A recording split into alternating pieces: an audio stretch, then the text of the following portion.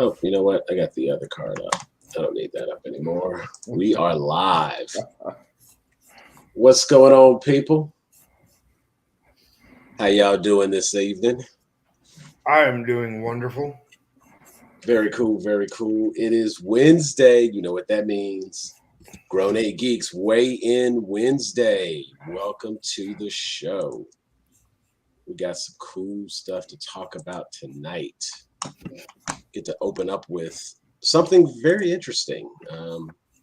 Been kind of teasing it for a little bit and finally get to talk about it. We got clearance. And since we have our visual extraordinaire, our resident artist, finally gets to talk about a project he's been working on. I've been wanting to discuss and talk about. So you're not gonna waste any time. I want to get right to this thing, man. I want to get right to it. Jeffrey, what's going on, man? What's up? So I understand that you are working on, and let me make sure I'm saying this correctly. You are working on your very own comic book. Well, no, I'm illustrating a comic. I'm not gonna say it's my very own because it's one of those things where it's like the idea is someone else's and the characters, like the inception of the characters is someone else's, and in the comic world, the writer artist credit thing is a hot button issue. So I did collaborate on like character design and kind of a little bit of like story telling aspects visually and stuff, but definitely the comic idea was originally created by James III, who is a comedian, writer, podcaster. He has a podcast called Black Man Can't Jump in Hollywood, where he and Gerard Milligan and Jonathan Braylock, they're all actors, part of improv comedy troupe called Astronomy Club. They had a one season show on Netflix, which is pretty funny. Go check that out if you like sketch comedy. But they have a podcast where they review movies that are starring or made by people of color. So either it has to be like a person of color director or like the main stars, top bill actors in the movie have to be a person of color. So I kind of, became big fan of that podcast because my friend Dion, who, she's doing big things out in Hollywood too. She put me onto the podcast a while ago and I became a super fan and eventual like guest. I ended up drawing their podcast cover. So when you go to Apple or whatever you listen to podcasts on, the image that you see there, I created for them. And then a few years later, James hit me up and was like, "Hey, have you ever like thought about doing a comic?" Because obviously, like, he's seen me like drawing and stuff on my Instagram and things like that. And I'd never done one, but I kind of was just in this mode where I was like, sure, like, why the hell not? Like, if I'm ever gonna do one, like, you got to do your first one. And it was an interesting experience. Went through the whole process of like creating the characters and creating the looks for the characters. So it was a lot of like conversation, talking back and forth between myself and James, just to kind of get on the same page about what he was thinking and how I was like trying to represent that visually. So that was like a really, really fun part of the process. I think that's the thing that I really enjoyed the most. I really do like enjoy character design. I think that's why I draw so many like portraits. Like I never feel like that compelled to like draw like a scene or a vignette of like 3 or 4 panels of a character doing something. I want to draw like these nice, almost cover like images, because that's what I grew up on, like the Jim Lee like sketchbooks and comic book covers more so, because I was reading Wizard more than I was reading a lot of comics because I just couldn't get my hands on a ton of comics. But there was a kid on my bus who had like a Wizard subscription, so I saw a lot of covers. I think that really influenced like how I like drew. So I'd never done a comic, and we worked really hard on getting like the script tight, and I think it's something that it's the beginning of something that I think could become a very, very interesting story. And yeah, so I don't know what all you want to know, and I'll just go into like what I can and can't reveal. Okay, that's fair enough. We can definitely do it that way. That's the So backstory on how me and the writer creator like met. Okay. Though. I mean, that's still a relevant aspect of it. Oh yeah, David, what you got? I just want to know where I can buy it and how soon I can buy it. I will let you know both of those questions when I have the answer to it. It's still like it's like final draft hasn't even 100% been like approved and stuff yet. So, but what I did get cleared to show is fine. But okay. as soon as it's available for cleared, purchase, I will drop it in the group for sure. I want to share some of the artwork that you have been cleared to show. We're going to go ahead and pop this up. And whatever you can tell us in terms of a synopsis or what we're looking at. Obviously, this is one of the characters. And from the two images you showed me, I'm guessing one is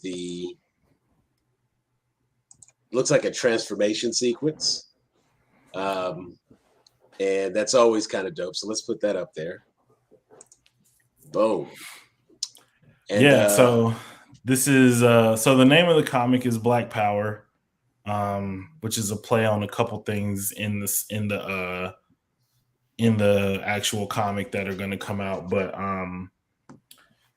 this is Trey, main character that it's centered around, and yeah, this is his transformation sequence. This is the first time we're seeing him transform, and just a little hint of what some of his powers could be, but I'm not going to give too much away, but I'll say, Sam, you might enjoy aspects of his power set a lot more than other people. And we'll leave it at that. But he's one of two other main characters in the comic. And basically it's about 3 college students who are all lab partners, and they're just going through like different things in life. And so Trey is like the smart like screw up. He's like a realistic Urkel, where it's like nobody's that like nasally and that klutzy, but he's like always late, and he always like forgetting shit. And his lab partners, Aaron, who's also his roommate, and Julie, they're kind of getting fed up with him because they're working on this project together, and they're also all going kind of through like their own personal things. But as many things in comics happen in labs, they go awry at a certain point, and the powers we see are a result of things happen, and this is things happening in a lab. Gotcha. Okay. So it's scientific in this case, not a your traditional. He wasn't born that way. This is something that happened. Right. Okay. Yes, this is definitely like a lab experiment gone wrong situation. But I think the thing that I really like about it is. The thing that I like working on is kind of the way James tells the story. It's one of those where it's not linear. So we're meeting them at a certain point, and then we're going back to see certain things of how we got to where we are. So, this is one of the earlier pages in the comic, but we do go back and start to figure out how we got this way and how the team dynamic got this way. So I'm really fascinated by like kind of the story in between the characters and how they deal with each other and how they're going to connect and grow together to become this team that, and the initials, the BPU, they attend a fictional university in Atlanta. We call it Benjamin Patton University, after my favorite rap group, paying homage, so Me and James gonna do some merch too, so it's gonna be some Benjamin Patton University hoodies and T-shirts and stuff. Hey. And you know what? I'm always soon, down for some custom hoodies, like having a custom hoodie, especially when they're designed well. And just on that note, just a quick little plug, if I can, shameless plug. We actually have a new dojo. A new dojo image. I played around with some of the fun stuff that Jeff has created over the course here, and one of the things that he created, per my request, but it was like I had this idea, and he can always bring these visions to life, and it's always fantastic when he does it. But one of the things he put together for me was a of course, everybody always talks about, especially in anime community, you know, it's like, but can he beat Goku? Can he beat Goku? And I was like, I wanted to put that on a shirt and have it branded with Grown A Geeks. And it was difficult because of licensing and copyrights, and, you know, and it's like, okay, in fairness, I don't want to take anything away from Akira Toriyama, but just the idea, can he beat Goku, was such a dope idea. And Jeff came up with a very creative way, and we now offer a Grown A Geeks Dojo t-shirt. It's available right now, $24.99. That's the shirt. That's the logo there on the front. It's the Grown A Geeks logo, but on the back, bam, check that out, baby. That is so dope. I'm just so thoroughly impressed. Comes in a variety of sizes, variety of colors. Looks like it goes up to 5XL, or you can do the long T and it goes up to 4XT or an extra long T. So lots of size options. And then, of course, various colors you can choose. One of them was like denim blue, royal blue. Comes in smoke gray, comes in white, and it comes in black. But don't forget, use the code GAGDOJO for 20% off your order. I tried that. And it didn't work.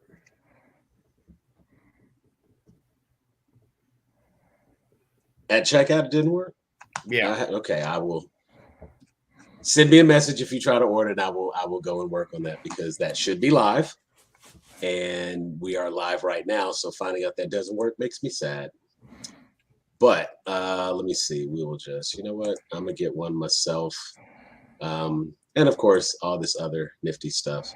So we will go to checkout real quick. I will do this offline. You all don't have to watch me buy stuff, because it may have a number. It may have I was going to say, if you want to show the other, but image from the comic too. But now, go ahead. This looks like one of those variant covers, and I hope you do a number of variant covers.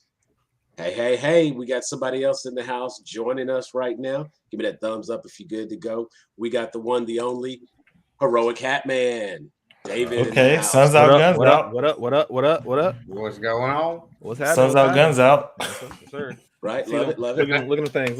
They ain't nothing. Ain't nothing. Rated E for everybody. I'm trying to look. That's been his slogan since I've known him. These hands, rated E for everybody.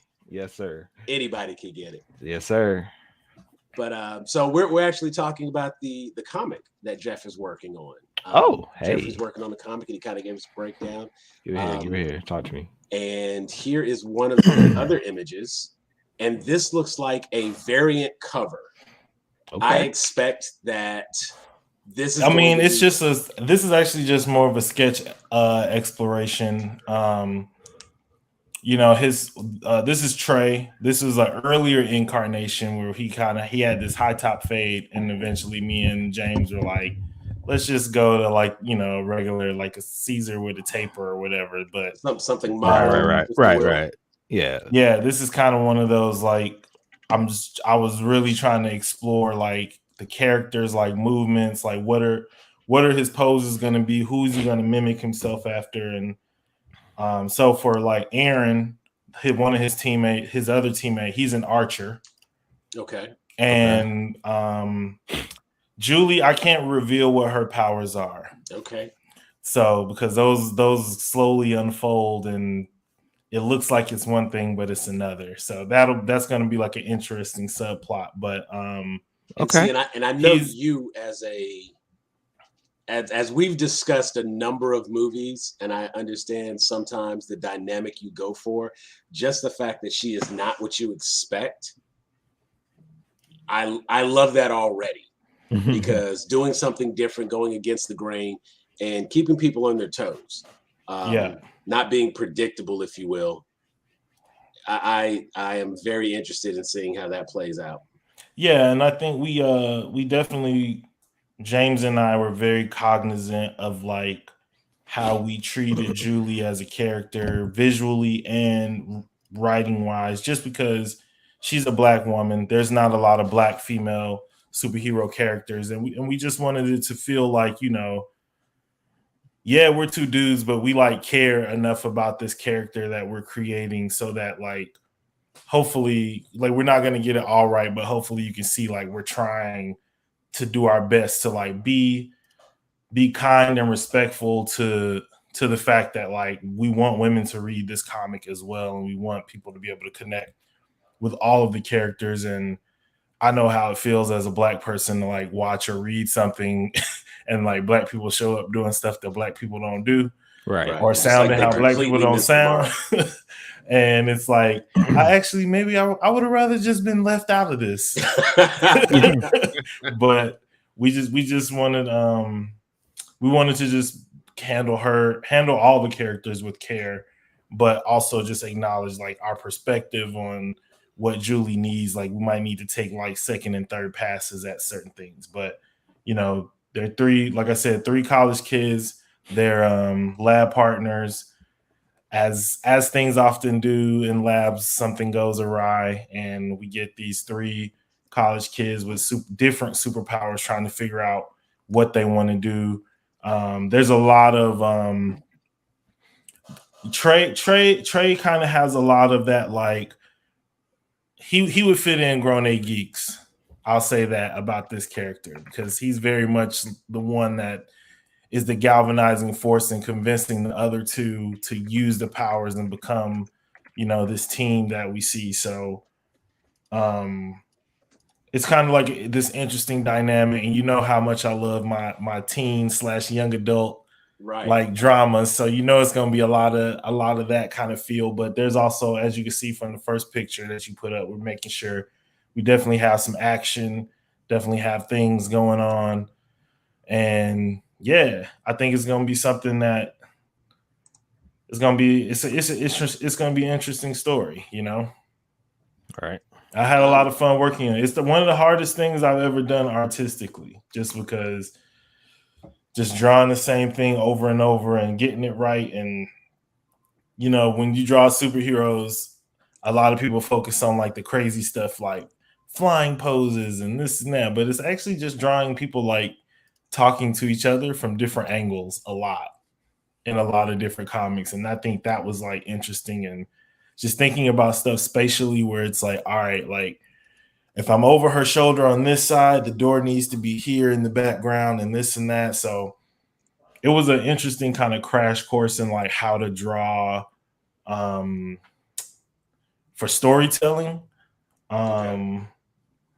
versus just drawing like kind of these dynamic splash images that are meant to just make people say, wow, you know? So sometimes it's like there's pages where the art gets to take center stage, and then there's pages where this is about the writing. And so the art, let's tone that down a little bit. Let's make what they're doing more mundane and everyday, so you don't compete with like the actual like reading of the writing that's on there. But then you have our splash pages with a lot of action and, you know, less writing, and that way you have time to really soak in the art. So this was really just like a exploration I did. I actually drew this. This is ink on paper and then colored digitally. So hold on. I actually have, I'm gonna grab the original really quick.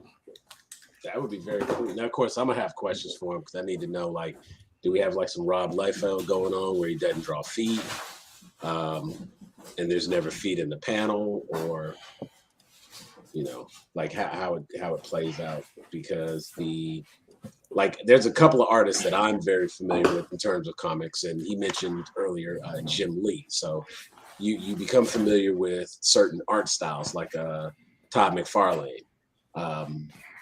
His art style is very unique, and it shows in his characters. And even when he goes and he draws other people's characters, it still has his unique twist on it. And the Rob Liefeld characters are like all like, they look like blocky characters. They look like the kids' superhero show because they're standing like on their tiptoes. Right, they're like all in the. But it's also a thing because he can't draw feet. So my question. So the very first thing I want to know is like, will we get feet in the panels? Yes. That's all right. See, that's already yes. a good sign. I don't run from art anymore. I've been following Patrick Zurcher. I don't know how you say it, online for a while on Twitter.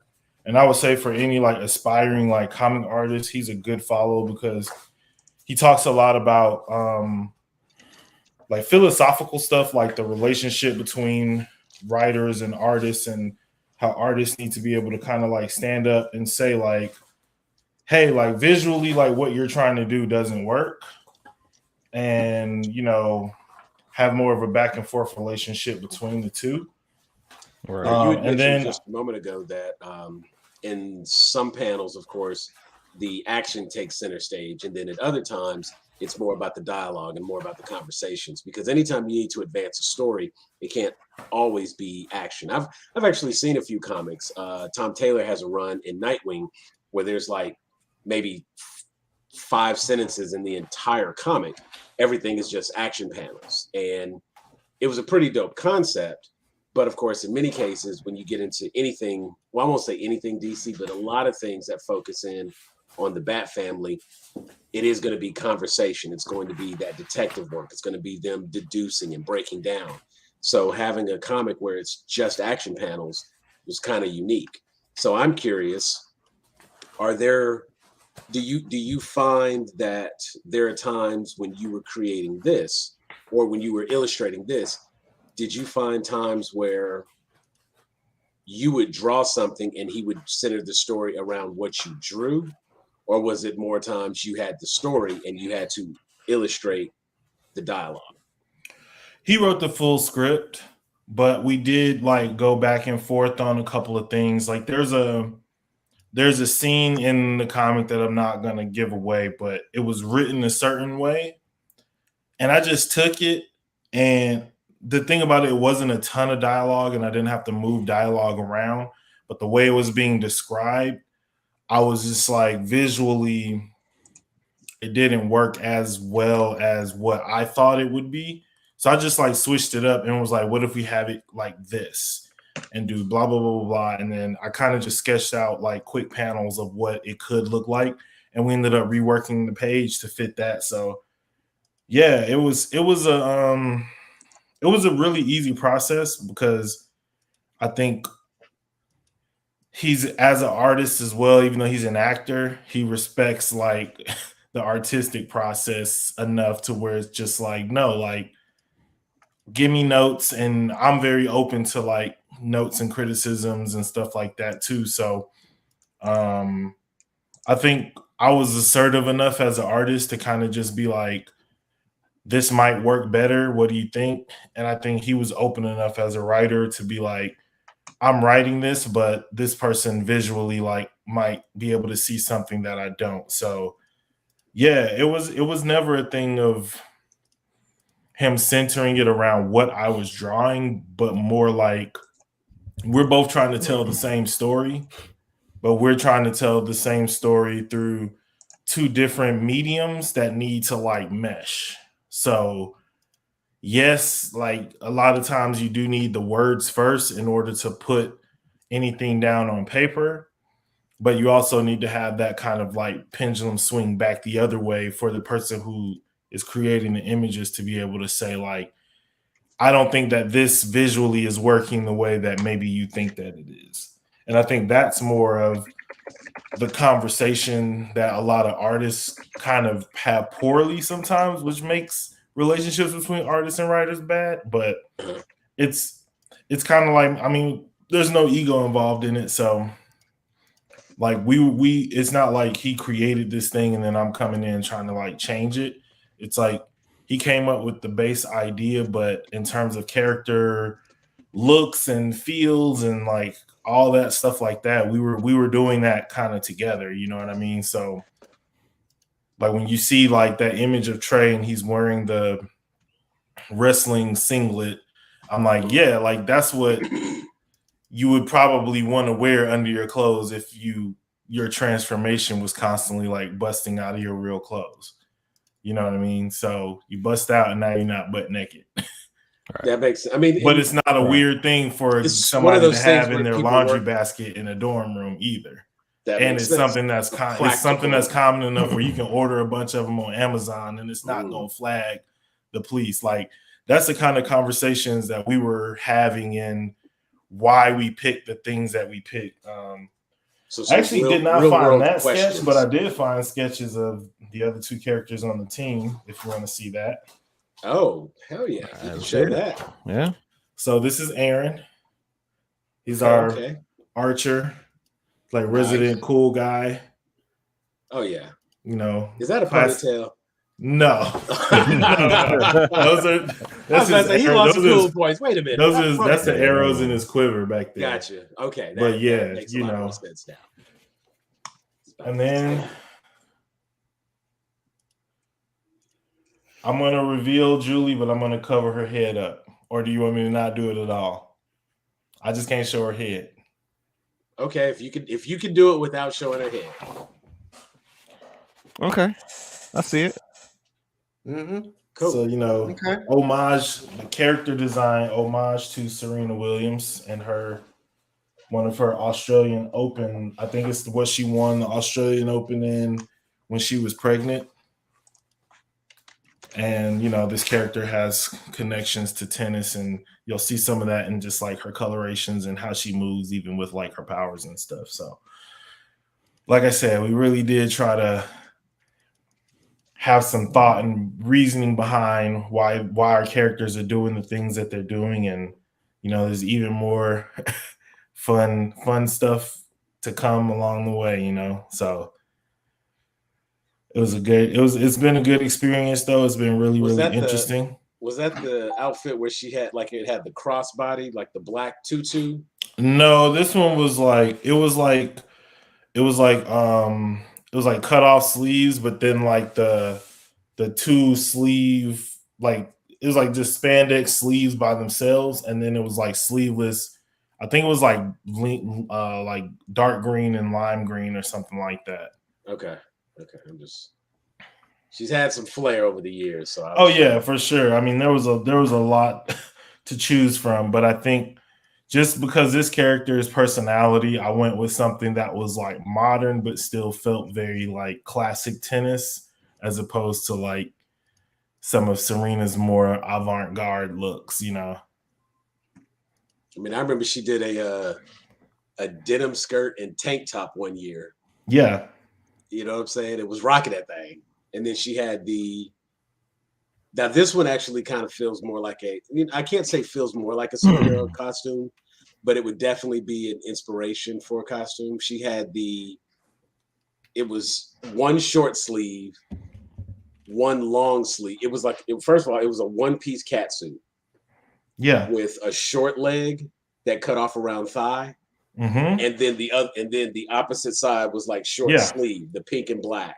Yeah. And that was, I mean, that's superhero uniform if ever there was one, you know. But she's gone like full business suit. So yeah, I could definitely see how the inspiration there with Serena over the years and some of the stuff that she's worn. And the first one that came to mind, because I saw the little tutu there on, you said the character's name is Julie. Yeah. So the outfit she had on, it looked like, you know, a little tennis skirt happening, and it was like, okay, so made me think of the tutus that she would wear. So that Serena inspiration. All right. So cool. So we got you haven't got to final draft yet, but as in terms of like, you're not at final draft. but you say the script has already been complete, so you've got the entire story laid out. Like colors preliminary... colors lettering, all that is like done. Just waiting on like comments back on first round of like everything being done. Okay, and in terms of publication access, is this I think since it's just about done and you're not far from printing it, we're beyond the Kickstarter point. But honestly, I don't even know. I don't know how he plans on distributing them. Okay, this is my dream. This is my dream scenario. I'm just here to do art. Oh, there we go. Talk about it. There you go. All right. The business is where it's like, this is where you lose me every time. But I mean, I'm trying to think of all the questions that I can ask the artist. So we have like a general synopsis. So it is based here in Atlanta. Yeah. I picked that up from the school, and that was Benjamin Patton University. Check that out, man. Benjamin Patton University. Shout out to Outcast. And is there an overall, like with the creators being, young, hip, and fun, is there a general sense of youth that's taking place, or is this is there going to be the whole coming of age story? Is it going to be watching these heroes emerge? Because obviously if it's a lab experiment that takes place, there's going to be the transition from everyday teens to now fledgling superheroes. Are we talking Static Shock season 1, or are we leaning more like Young Justice, where we'll kind of be able to jump in and see they kind of know what they're doing, but still learning as they go? I think it's definitely more like Static Shock. It's almost like, it kind of is almost like Static Shock, but it was like, what if like 3 random like college students were walking by when the like Big Bang happened? Like, they're not involved in the gang fight, but they still get the powers. I think that underlying theme here is really just like, it's all about like the characters gaining that confidence. And I think it's like, it's almost, it's funny because like She-Hulk kind of has like these same parallels where it's like, just because you have powers doesn't mean you necessarily want to use them and be like a superhero, right? So I think kind of what you see is like 3 college kids, 3 Black kids in America who kind of have had different struggles or different, things that they've gone through in the past that will get revealed over time. And, they are searching for that confidence to be who they really want to be. And, the powers come along and they have I think they kind of finally feel like they have a choice to make in who they are. And they get these powers that nobody knows about, and they have to decide like what they want to do with them. And I think along the way, you'll see them make various decisions that have various consequences in terms of how they feel about themselves and how they feel about each other. But I think the biggest underlying theme is kind of, that age-old question that all geeks have, which is like, what would you do if you got superpowers? And even this is like, are the powers you get what you think that they really are? That the King Midas story, like everything you touch turns to gold, and you touch people you care about, and it's a wrap. So I think in terms of like underlying theme, that's kind of what I kind of have felt in drawing it, and that's kind of like the energy that I felt in reading some of the writing. But I definitely think it is one of those things where we will see them grow into confidence, and it's not going to just be some emo like, well, I don't know if we can do it. It's like eventually they're going to get to the place where like, yeah, fuck yeah, man. Like, as long as like nobody can find out who we are, I'm like, yeah, we fucking shit up. And there we go. And they get to that point where it's like that friendly neighborhood Spider-Man feel, where it's like, now we got our superheroes in our community protecting us. See, that was my next question. Can it be revealed? Do you have a big bad? Is there a main villain, or Are they starting out? I mean, because if that's something we need to wait and find out, I'm willing. I like the anticipation. Yeah, definitely. That's a definitely wait and find out thing because it's not revealed in the original. It's not revealed in like issue 1. We starting off it's more not with just like self exploration, but you do see like you see that there is some villainy has happened, but we're not connecting those dots yet because we're still connecting our dots with our main characters first. Gotcha. It's just it's you say college lab partners. It's never a shock that 4 people get exposed or somebody comes into the lab later. They have powers, but we don't know about it because we only focus on the main 3. Right. And of course, the 4th person is the one that turns villain. So, that's why I was just checking. I didn't know if we had a Dr. Doom thing happening here. Okay, well, if we were Sam, do you think I would tell you? Well, see, the funny thing is like I asked, and then I kind of thought about what I was asking. I was like, he probably ain't gonna tell me anyway. So Sam's like 2 I'll leave that. Sam goes to the movies like, yeah, let me get 2 for the mystery. Okay, who did it? Well, no, because he's like standing there looking at the poster like he did it. Right. I spent the first 30 minutes trying to figure it out because they're always going to show it to you. Like the best stories, they give you the clues all along, and if you were watching and paying attention, you catch it on. So we definitely got to talk about Knives Out too when it come out. Then yes, real quick while we have a moment here, let me take a second. I want to invite one of my favorites, our resident Linda back on the stream with us. What's going on, babe? Hello, how is everyone? I am well. I still stay an off-cam basement goblin for now. But maybe one day I'll be back on video. If you want to see her lovely face, go back and watch some of our older episodes. She has some great, always adds great insight, and I love having her wisdom and knowledge and experience on the show. So happy to have you. Happy to have you always. So we've got so the name of the comic, Black Power. We don't have an official release date, but do know that we will do a major launch when it comes out. And I'm gonna get James on here. James has already committed to doing an episode of therapy. He's a big Jurassic Park fan. So okay.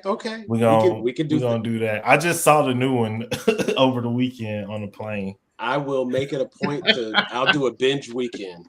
Good plane movie. Catch up. The new Jurassic Park is one of the weird trilogies where the middle movie sucks. Like the first one's okay. The first one's like a decent like step back in, and then the middle one is weird, and then the last one was like, why didn't y'all just do this last time? Because then they wouldn't have had anything to close out with. It's a compliment sandwich. Open good, close good, crap goes in the middle. Nah, they thought they didn't need Sam Neill and Laura Dern, and then they made that cloning movie, and then people was like, what the fuck is this? Or what does this have to do with dinosaurs? And it was like, Sammy, Laura, you good?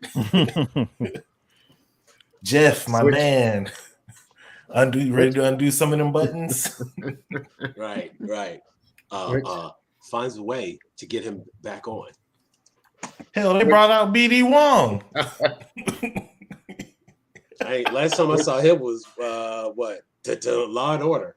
He was looking rough. The guilt of what he did really ate away at his character. Yeah, it just he needs more work. Yeah. He's a good actor. I like him. He's just because BD Wong is always so mellow. It doesn't matter what's happening. You cannot excite this man. Honestly, I feel like it's like kind of racist too, because it's like if he knew Kung Fu, he would have been in so many movies, but they didn't want he was great in Father of the Bride too. Yeah. But they don't see Asian people as just like regular actors. You got to be like he wasn't in Rush Hour or nothing. Yeah, he should. Crazy. You know what? That's an interesting take. We'll have to go and kind of review that, and that might make for an interesting topic. I don't know how we touch on it without really going left, but that is an interesting take. It's just a theory I'm throwing out there. That could be because I know something we Hollywood deep screw dive. everybody over, and they put That could everybody in a definitely be box. something we deep dive, because I think there's a couple of different things a couple of different stereotypes we could kind of nail down with that and see if it holds true, and see how it fits with everything. So let's see. Black Power will have details coming soon. Look for a special episode of Therapy where we will have special guests. But I want him to come on a weigh-in Wednesday, and we'll do a full interview. He can be our special guest that night, and he'll get the first 30 minutes. So I'm up for that. And yeah, he can tell you. He can tell you how we first met. Well, not met in real life, but online. See, that'll work. It started as a fake online beef. Started by me. But you know what's funny? I think some of my favorite people to have conversations with are people that I tend to have online arguments with, and because they're the ones who challenge me, and they make my arguments better. It was very easy for a long time to win my arguments because of just I guess in a sense the expanse of knowledge. You know what I'm saying? Not like the level of knowledge, but just because I knew so much different content and could speak on so many different things, it was hard to like outdo me in a conversation because I had another example. But to find somebody who could match each one of those examples, it got to be quite interesting. And then of course, anybody who can challenge me and is articulate and can actually make their argument works for me. And those are the people I like to have discussions with, which is why I have the panel that I have. So if you got something to say, join us here on Weigh-In Wednesdays. Let's see, what are some other things we got here? Hey, Southdown Leatherworks. Yeah, David. So lean to the side just a little bit, because you've had something up for a couple of days now, and you showed it the other day, but I got a chance to see that in person. Yes.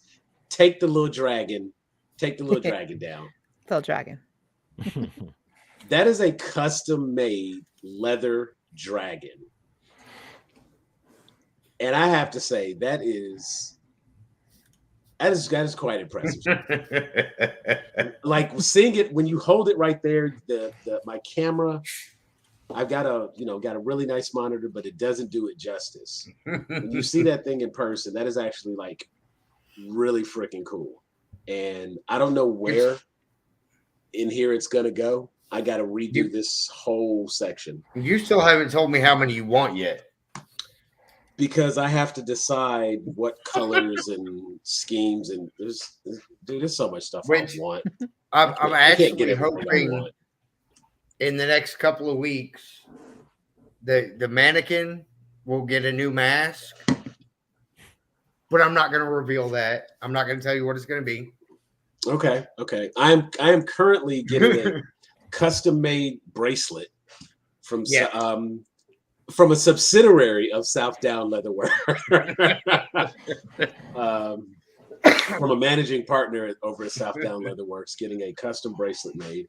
I will be sure to show that off. But you all seen some of the cool stuff I have. I have the custom little lighter holder, and I've got a drink cozy, which I keep in my vehicle at work.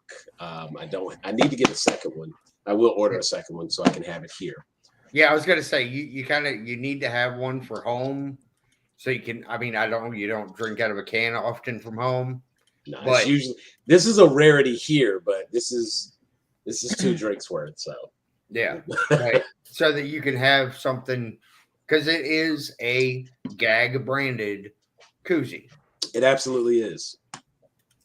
And once again, as we were talking about the GAG branding, be sure to check out Grown A Geeks, our merchandise store. Just because we got some really cool stuff. Let's go. Added a brand new item today. We've got the anime merchandise, the Gag After Dark merchandise. We've got shirts. We've got hoodies. I am actually. I forgot I did that. Yeah, bro. Like I'm telling you, this shit is dope. Like. This is so cool. Like this is the Gag After Dark hoodie. A couple of people have actually ordered this. And they tell me it's like really, really nice. And I can tell you, I have the zip hoodie and I have the pullover hoodie. I really, really like my pullover hoodie. In fact, I'm wearing it today. Can't see me right now because we got a bunch of people. But, I did show it earlier. And in fact, if I like right here, David's telling me that this code isn't working, so I'm going to go and check it out. So if you order something and the code doesn't work, then let me know, and I will make that a thing, make that happen.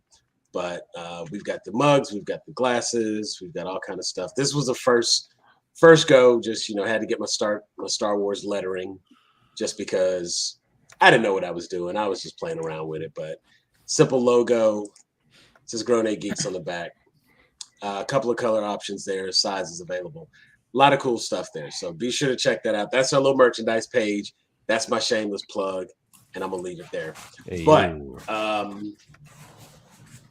it's difficult for me as I am not nearly as artistic. I like talking. I like being in front of the camera. I like talking to people. This is what I'm good at, and so this is what I do.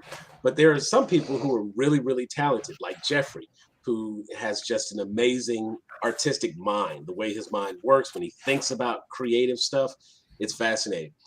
But somebody else who's incredibly creative and very artistic. And if you're not following him, follow him on everything at Heroic Hat. I follow him on TikTok most because that is like where all the funny shit is, and I love it. I love the TikTok. I've been on my TikTok kick for a minute now. Right, so. And it's so almost great. 1K, almost 1K. That's what I'm talking about, man. And it's like I enjoy the content that he has on there. And it's hilarious. It's funny. He talked about the Street Fighter beta the other day, and it was like, start putting it on the gag Instagram. You know what? And that's absolutely what I need to do. And if anybody's looking to be a social media manager, how much it pay? I mean, let's talk. We can. We'll work something out. I don't know what. It won't be a lot. It's not like an hourly position. Maybe it's a per post. Or, maybe we could do like a per reach. If it's because it gives me the analytics, I go and look at the analytics. If this post reached 1,000 people, okay, obviously something has to happen. And if you build the subscriber base, if you hit that 1K, like, hey, we got to do something for that, and I'm all for it. But Hatman, Heroic Hatman, Heroic Hat. Let me say it correctly because you've been Hatman to me for quite some time, but it is officially Heroic Hat. That's the official tag, yes. You've recently been asked to do something in regards to being a creator. Yes, I actually have. So please tell me about that. So I was invited, it was a couple weeks ago now. I was invited to attend DreamHack as a content creator. So I'm going to be, obviously I'm going to be walking the floor. I'm going to enter a couple of tournaments too. But the main thing is that, they just invited me to come hang out with some other creators, most of them local too. So I get to network a little bit.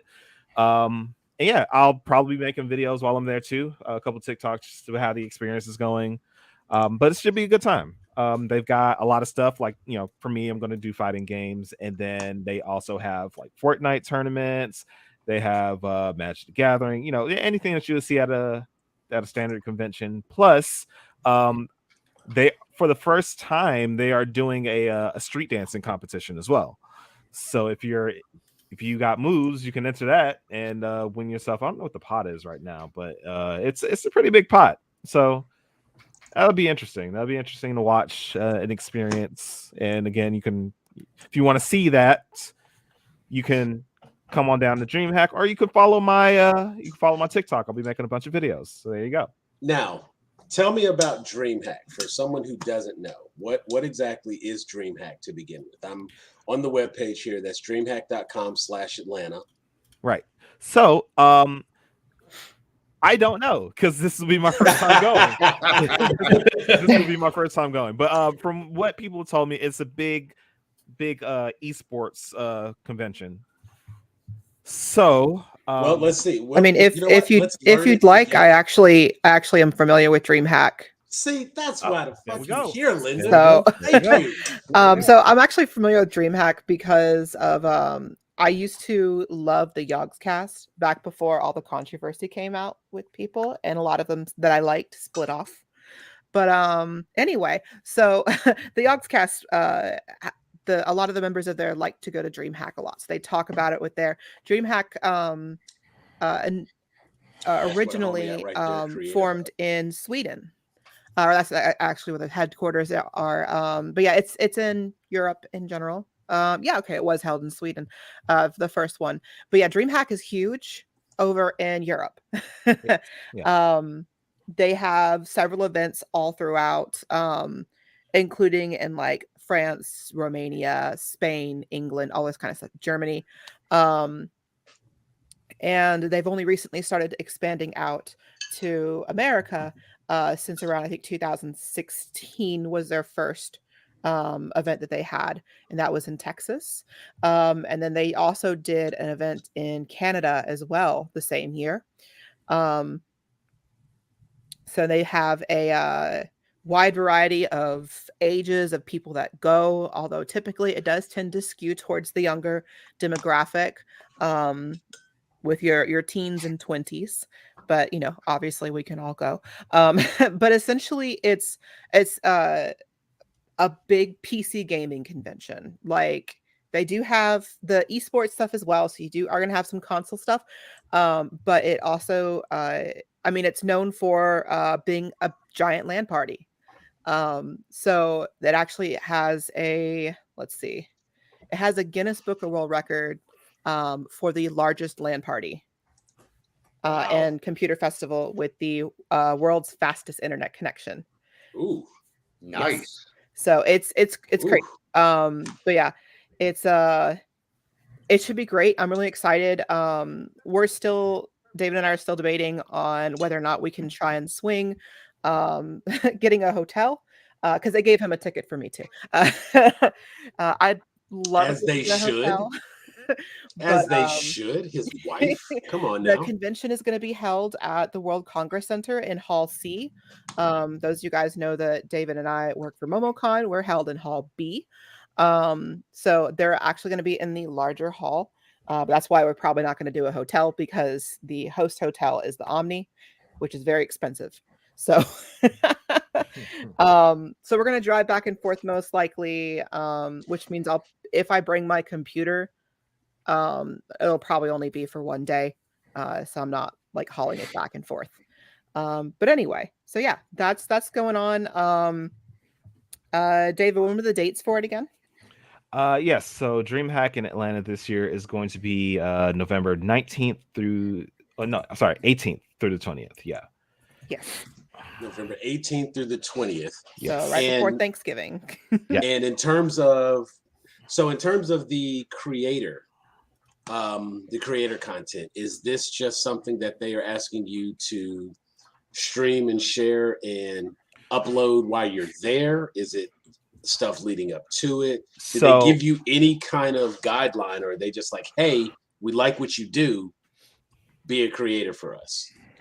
So it's more so just an invitation to just be there, because they know they reach out to creators like me who are big into esports.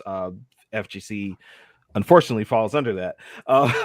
But fighting game community, for those who are I'm learning this stuff only because I watch his channel. Exactly. So but yeah, no, so that's pretty much what's going on. I'm not under any obligations to do any kind of media or highlight them or anything like that. But it's like when you get invited to these kind of things, it's generally considered rude if you don't make at least 1 or 2 posts while you're there.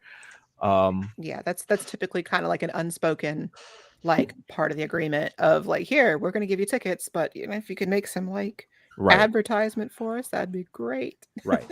So it seems fair. Yeah. And honestly, like, it makes sense to specifically reach out to locals as well for around wherever the convention's being held, because that's the majority of your attendees, especially starting off. Right. And DreamHack in Atlanta is still fairly new. So I think they've only done it a few years at this point. Yeah. But yeah. Yeah. So yeah, like I said, like I'm not under any obligation or any contract or anything like that where I have to make this many posts in one day, or I have to at least do this while going up there. Nothing like that. But I'm still gonna do it because again, this is my first dream hack, and I want to kind of chronicle it on on my various social media. TikTok being the biggest one because I'm gonna make videos. But yeah, that's just how I'm gonna go into it. And like I said, I'm gonna be entering a couple of tournaments too, and hopefully I do somewhat well in that. But we'll see. Okay, cool. So let's see. Give me like 2 seconds. I'm still trying. Like, technology is pretty awesome, but I want to see if I can do this because I need y'all to understand like what it is that let's see. Go to my profile. Also, real quick, in case y'all didn't know, DreamHack is going to be hosting their convention for the first time in Japan next year. Oh, nice. Yes. So like DreamHack has I assume has a lot of money behind them for being able to expand out where they go. And I know they're hoping to have a really I know they assume they're going to have a very large reach as well, especially for Atlanta with the size of space that they reserved for that.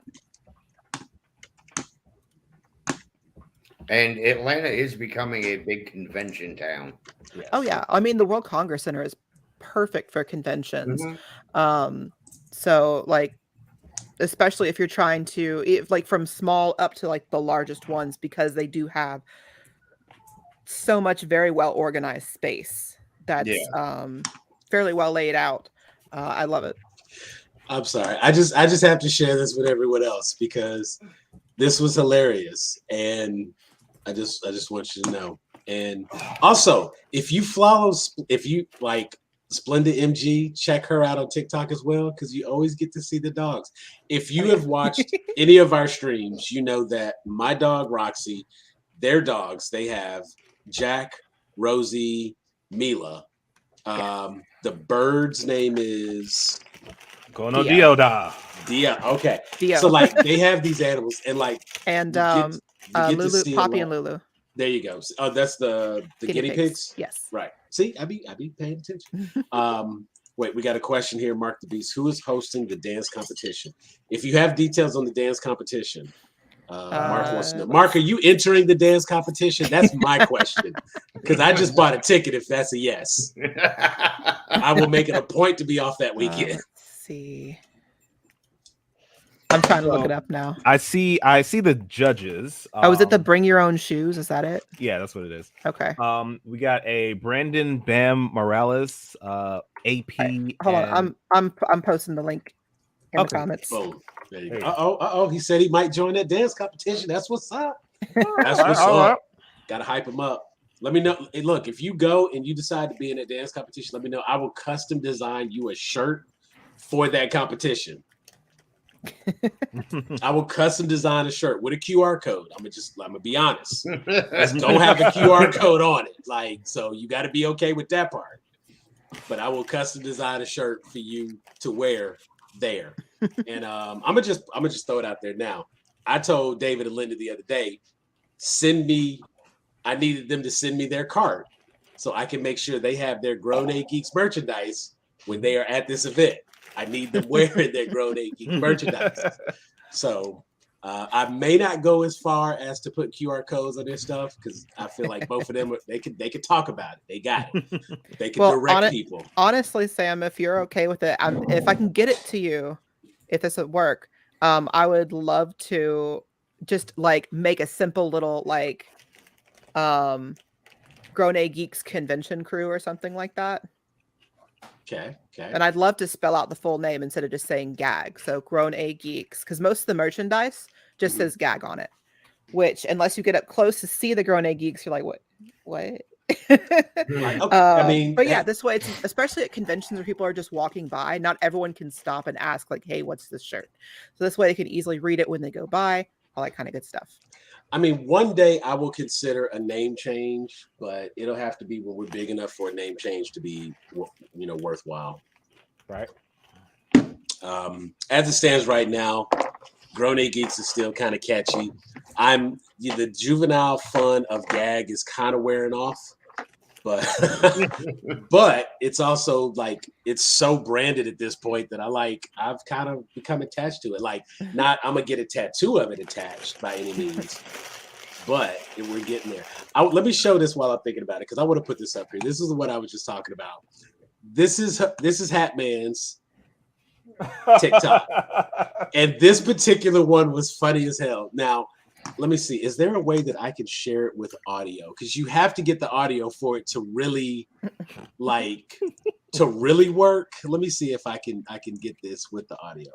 Share screen. Does it give me? Look for the share audio checkbox next to the window. Okay, share screen. There. There we go. Okay, so everybody be quiet for 2 seconds because I have a share audio system. I want to see if it actually plays the audio because I can hear it. Hopefully it plays through and you all can hear it. Mark, let me know if you hear this, man, because this is hilarious. So we're gonna share that screen and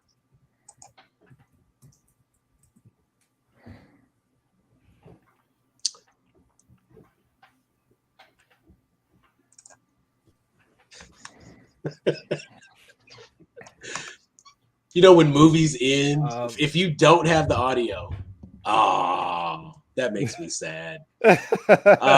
Okay, so in movies where you have Sam, the video is muted. Is the video muted? Look in the bottom right hand corner. There you go. There we go. Let's try this again. Okay. Light goes on. Yes, I am hopeful for today. Take this music and use it. Let it take you away. Why that song? Oh, that song.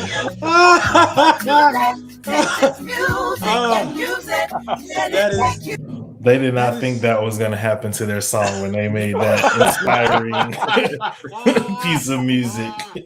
That is so damn They were like, we got one for the churches and we got one for graduations. And the kids were like, no, we got one for... That is one of the funniest videos, and that one, you know what, we're gonna reshare that right now on the Grown A Geek page. How do I do that? Because that thing's up to 1,800 views, man. That thing is funny as hell. And just a chronicle from one of my terrible times. So let's see how do you know what? I'm gonna play with TikTok later and figure that out because I just want to re-share that so other people who follow me can see that because that's funny as hell. But do know that his page is full of stuff like that. It's great content, and in terms of like my little fledgling creator stuff and ideas, he's already got it. Like, follow Hat Man, follow Splendor. They have the content. I'm trying to figure out TikTok. I feel old as hell saying that. I just posted a fresh, funny video of the babies today as well. So see, I think I might have seen that one. If you posted it today, I think I might have seen that. Yeah, the stinky baby. Yes, I did see that one. That was and again, that was enough. You know what? Boom. Since we have it up, let's do it because I got it, and that was one that popped this in there as well because people need to know, like, it's good shit, good stuff out there. And let's see, let's go here. Remember to unmute the sound. Right. I'm trying to. There you go. You smell so bad. You smell like wet beef or on to the side. You're a stinky baby, yeah, you're a stinky baby. You're a stinky baby. You smell so bad. You smell like wet beef. That was just. I didn't realize until I'd actually put the video in and I was editing things down. That video right there that it's paused on was Jack sniffing Rosie's butthole. And I'm like, you know what? I'm gonna go with it. It works. It fits. It kind of fits. Jack says, Rosie, your butthole smell like wet beef. I'm sorry. Oh my God. That's hilarious. Now, what's actually interesting is we've got Grown A Geeks actually has a we have a 1,000 hit video ourselves. And I think we were talking about, again, it was one featuring Hatman, and probably because I tagged him in it. You know, I can't even take, like, it wasn't anything that I've put up there that's done well, but the one that he's tagged in, we were talking about how Marvel is kind of shooting themselves in the foot by having, you know, the way they were releasing content and things like that. And I think we were talking about who wanted to go see Black Widow when others, and I was like at the movie theaters when you have all this other, and I was like, well, hell, who wanted to see Black Widow versus Space Jam? And like, just, it was kind of, so you can check us out as well. We're there, Grown A Geeks. You can find us on TikTok. I have to go in and edit some videos. I haven't really figured out TikTok, so just excuse like my haircut. I have a haircut video on there, and I use some of the popular audio that everybody else was using. They have recently updated the video editor in there, which is not bad. Yep.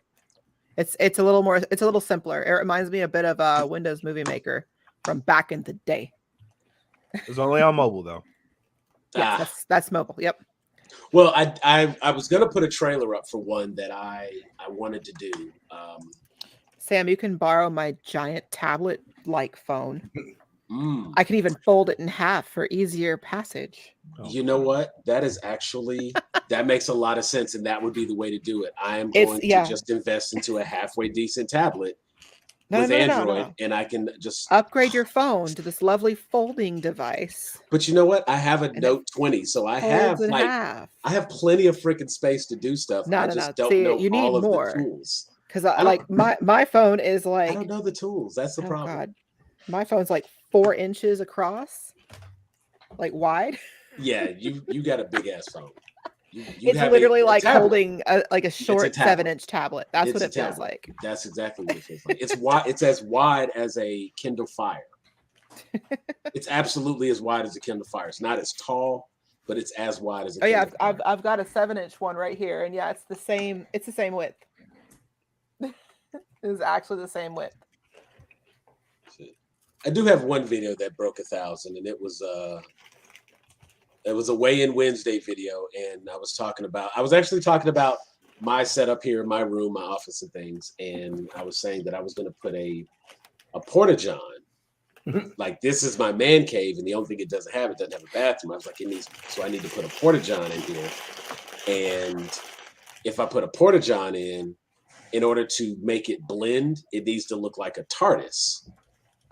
Because porta-johns kind of already look like phone booths, so if you design it so it looks like a TARDIS, then it would fit the theme. But will it be bigger on the inside? Well, more importantly, if it's a porta-john, you know what? Actually, we're gonna self-promote right now, and I'm gonna share this one. There you go. What? I'll get the man porta-john, and we'll put a man porta-john in here because that's like nothing's more manly than a porta-john, right? And we'll have that. Ooh, and it'll look like a TARDIS. There we go. We'll have a man TARDIS in here, and that'll be how we put that together. See, that's why you got to be on here, Alex. I need your creative mind. That's the kind of stuff we would have come up with. So what I'm going to do is I'm going to bring in the see a TARDIS. That was the way to do it. Welcome, viewer. Wow. Boom, the TARDIS. Love it. See, you know what? Let's just go ahead and market that bitch right now. Cash out. Then I can do this all day, every day. I quit my job on that one. And how do I make this my job on a regular basis? You go and you click that link right there. There it is. So you can hear about all the cool things that we have happening. No shame. On our Facebook group, where you can be part of our live discussions daily, where we talk about all the cool things, all the memes, all the jokes, and all the debates are there. Follow our Twitch. In fact, if you click that link, it should take you to our link tree, which just gives you everywhere we are. Very soon, I will have all of these shows uploaded to our Spotify, so you can see everything there. And actually, that's listen to everything there, because that was audio. I just no shame, gotta like if nice. I don't promote myself, you know what I'm saying? If I don't believe in me, then who? That's right. That's right. That's right. Yo, like, see, that's the type of shit right there. I just know, like, honestly, I want y'all to. There it is, done. Linda, you asked, you have received. Do you see that? It's like it took no time. He was like, "Oh, it needs to say this." Boom, done. Like, okay. That's so boyish though. Like I can put it on a ladies cut though. No, because I hate ladies cut shirts. I'm talking about the design. It's almost like sport like. So it would need to be. It's okay. Esports. Right. Esports. No, okay. You know what? I'll see if they have jerseys and I'll put it on a jersey. Boom. There it is. Oh shit. Then it's gotta say Hat Man on the back. God damn it. I was gonna say David and I have it's gotta MomoCon jerseys. We have two different esports MomoCon jerseys that have our names on the back. See, I will have to check out and see if that's a thing. I will look into that. And so I got it. You know what? I need people, y'all, like for real. I need y'all to hit that subscribe button. I need y'all to follow us. I need to monetize this thing because I got to pay these people. They do good shit, and I need to be able to throw something their way. I don't need the money for me. I need to be able to like, and literally, I kind of get now why people are always saying like and subscribe, because it's like, if this stuff paid for itself, I would do it for free, literally. I do this. We do this now because we enjoy doing this, not because I don't have the subscribers on YouTube yet to monetize. My cost on our merchandise website is like most of the shit is at cost. So it's like I'm not making profit on this stuff. Hey, it's what. Oh, you gotta get. Oh, okay, so no dancing. Oh, no dancing. See, man, I was gonna put in vacation and everything. All right, David, you have to make Mila dance now. So be it. So be it. Oh, look at the baby. That's such a great dance. That's such a great dance, Miss Mills. But you know what's funny? There is actually a well, I'm not gonna make the comparison, but there's this dude who has this cat dancing, and the cat be like straight popping and locking.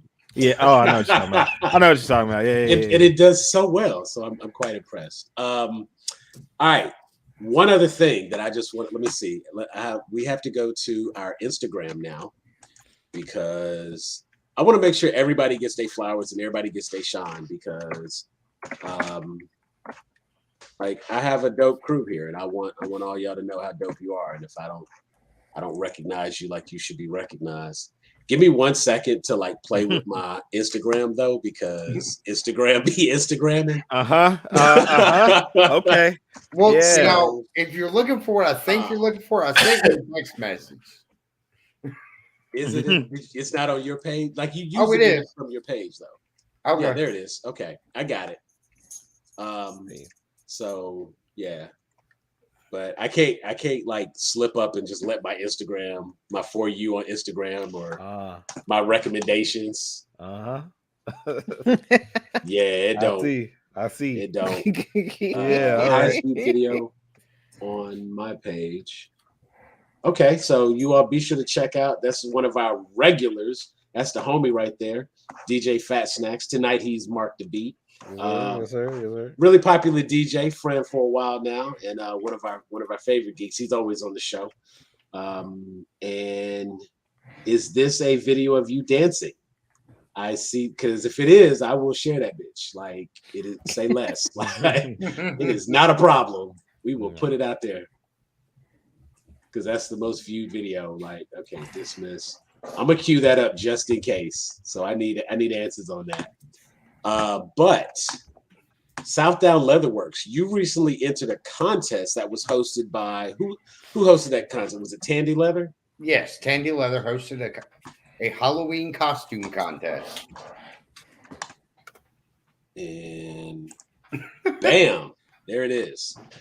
All right. That's tough. That's tough right there. So that is okay. So I see that that's one of the wide brim hats. Which hat is that? That is this hat. I hate Instagram because it like chops the picture. We're going to do it this way. Oh, wait. No, not me.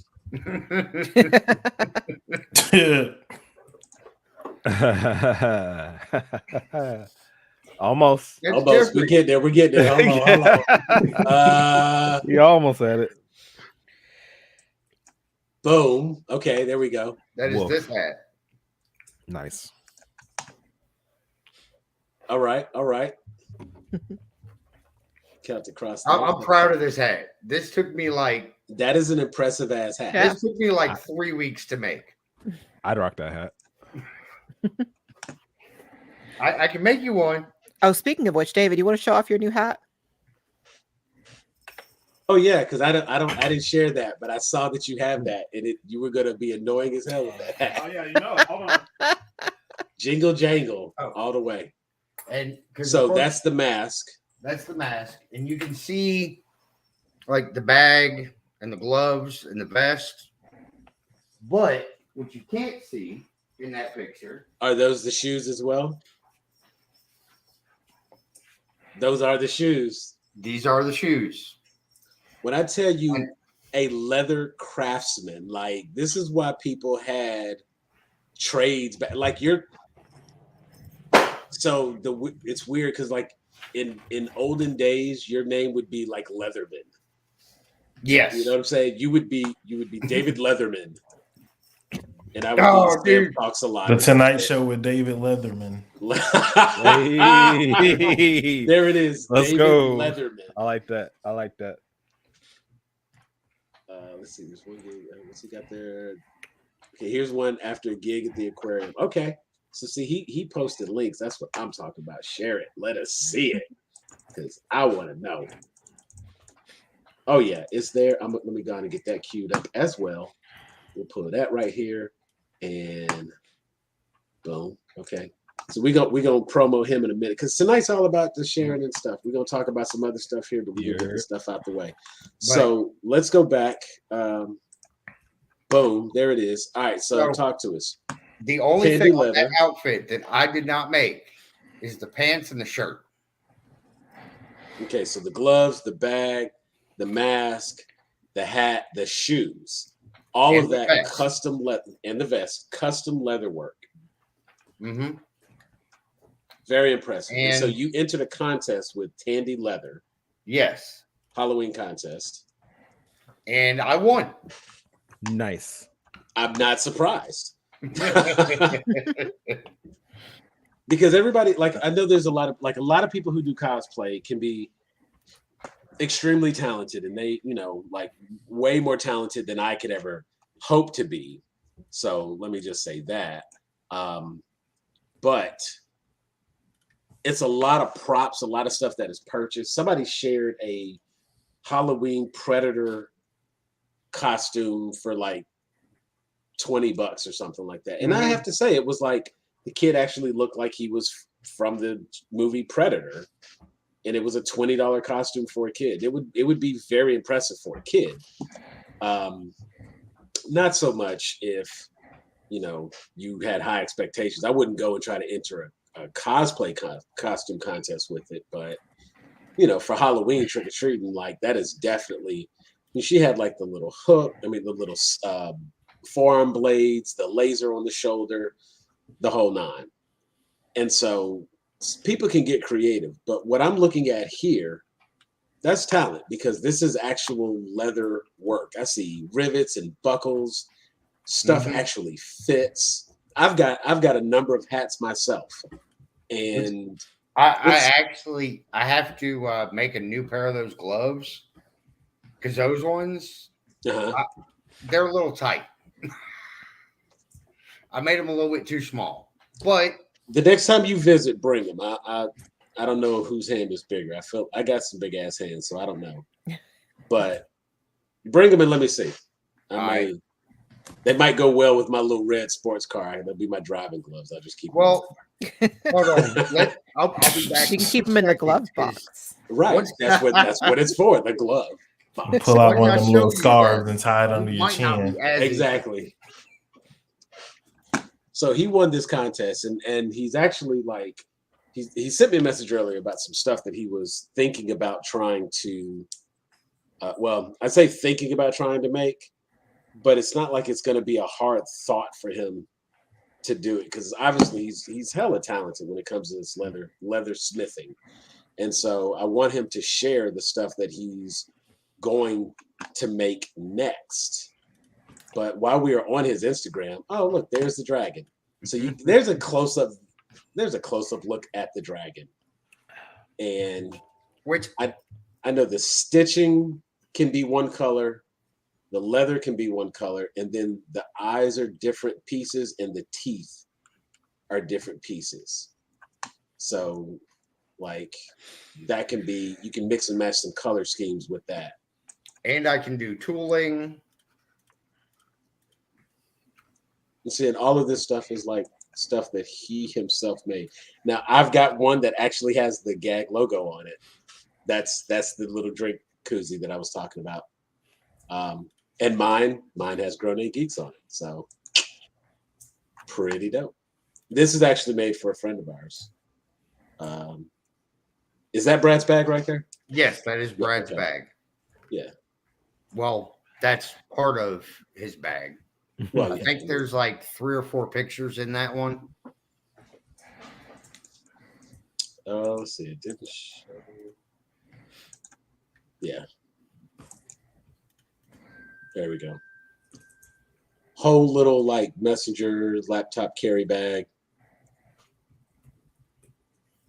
And it says here, the friend actually lists, I love this piece. I've already used it as my night bag during the trip across the country to my new home in Washington.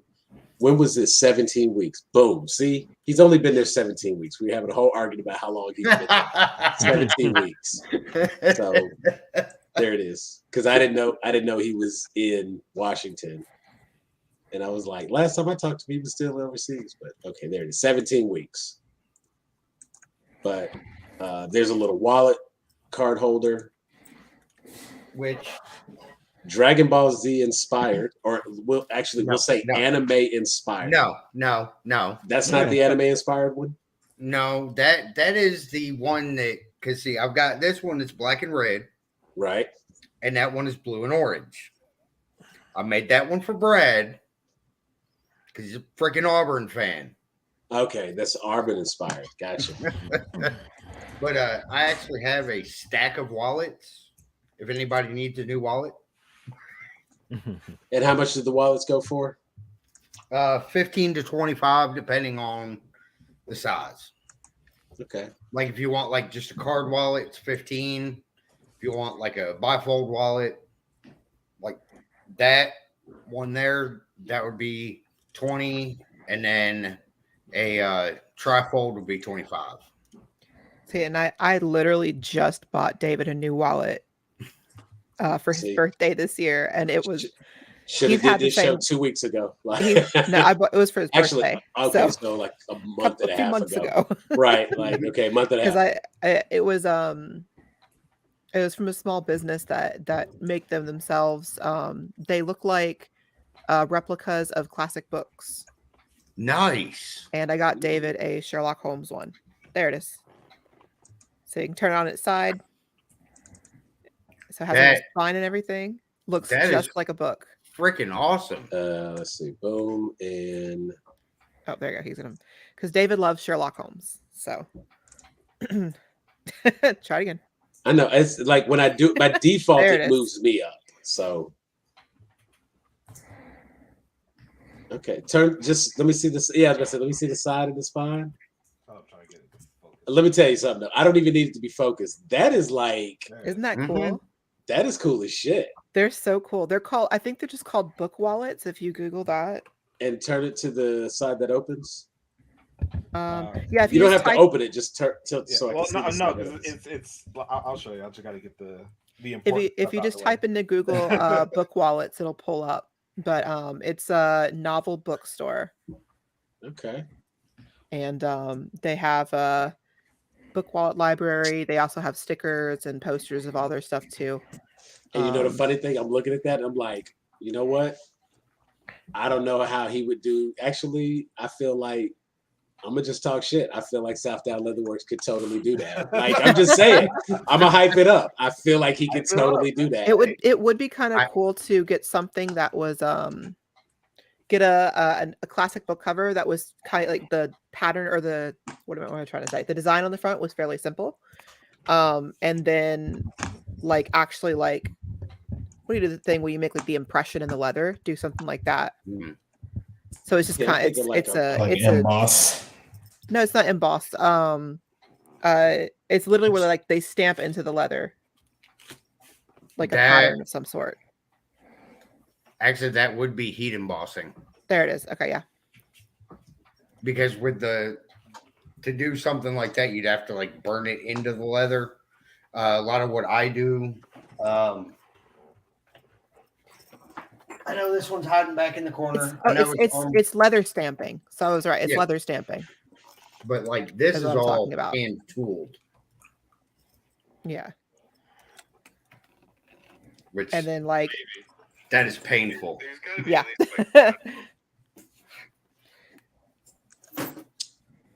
So that one is just because I'm already on it. That's that one. Mm-hmm.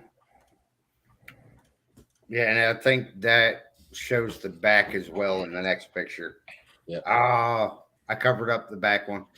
But you can still see the intricate design and detail right over there. Yeah. There it is. There it is. There it is. That's nice. I like that. That's what I'm saying. Like, you know, like I'm looking at that book, Sir Arthur Conan Doyle, and the Sherlock Holmes logo, and I'm like, you know what? If you did, like you said, if you did something basic, like, but I would not want to steal somebody else's idea. And I get that, but it wouldn't even be stealing somebody else's idea. It would be like customizing it to what I want. They're also a fairly small business. You can always just shoot them an email as well. Be like, hey, how you do this thing right here? That's pretty cool. This is what I do. What do you do? Boom. See, that's it. So, okay. I feel like I have adequately, and honestly, and I'm not just saying like I owed you all anything. I appreciate you all. I wanted you all to feel, you know, loved and recognized, because everybody's doing amazing things, and I want to take a moment and recognize those accomplishments. And for each and every one of you, that's you know, if it doesn't sound cheesy, like I'm hella proud to call you my friends, then you're able to do the things that you're doing. Congratulations on the leather contest, winning that. I know you got some big plans for the grand prize money you won with that. Jeff, I already picked up my leather for that. You already picked up the leather. So look, I want you. Do you have? Let me see. Let me stop sharing. Do you have the option to share screen? Where on here? Remember when I tried to do that? My computer pretty much like just killed itself. It died. Okay. Okay. So send me the image via Messenger so I can pull that image up, because I want to show what it is you're about to make next. But I think the funny thing now is, like, you know what? It's not going to have the same effect because they see like how talented you are, and it's not like no one's going to be impressed by like, oh, he's making that. Yeah, it totally looks like some shit he can make. Like it doesn't look hard now. So you should have shown that first and then shown the other things. Right. To be like, you know, here's why I believe he could do it, because look at this. Now that they've seen those things, it's like, oh yeah, he could totally do that. There's no challenge in it. Let me see. Let me pull up that. Open up page there. And but Jeff, I cannot wait for the comic. I've been low key asking about it for a minute, and I appreciate you giving me what you can, because I mean, yo, you know what? I don't care if she like it or not. We making that shit. Like that is, I'd be so mad because it's like, you know, it'd be cool if we had such and such. What'd that take? 2 minutes? 5 minutes? Like, that's crazy. We have like, you know what? We got a whole fall line getting ready to drop. I may hide everything else on the page until the fall merchandise comes through, just to be like, hey, look at these items. Okay, so he's still sending that. Let me see. Let me pull up. We're gonna just show this real quick because I talked shit and said I was gonna show it. So we're gonna pull up This is Mark the Beat, DJ Fat Snacks. He DJs at a lot of different events. While we get David queued up here. Which I just sent it. Oh, I sent it in the admin page. That's fine.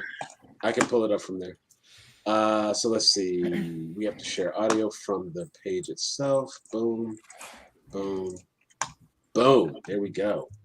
And play. I don't know what audio is going to play. I don't know what's happening here. Is this muted? No. Okay.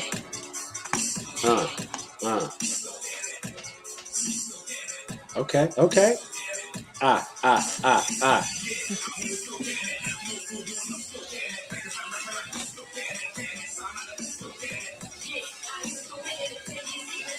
Yay. Check him out. All right.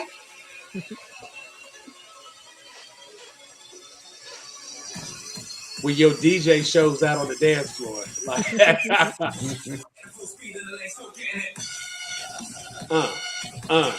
get it.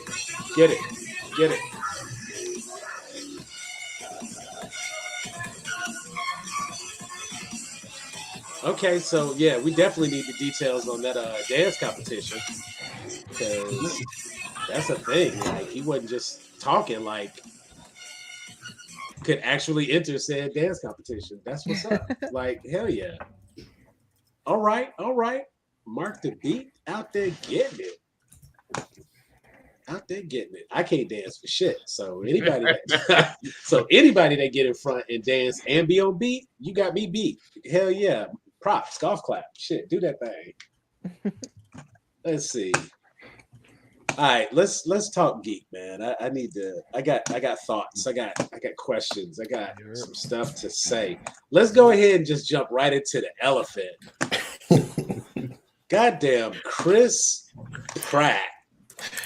Can we talk about it? What do you mean? Can we talk about it? What's the problem?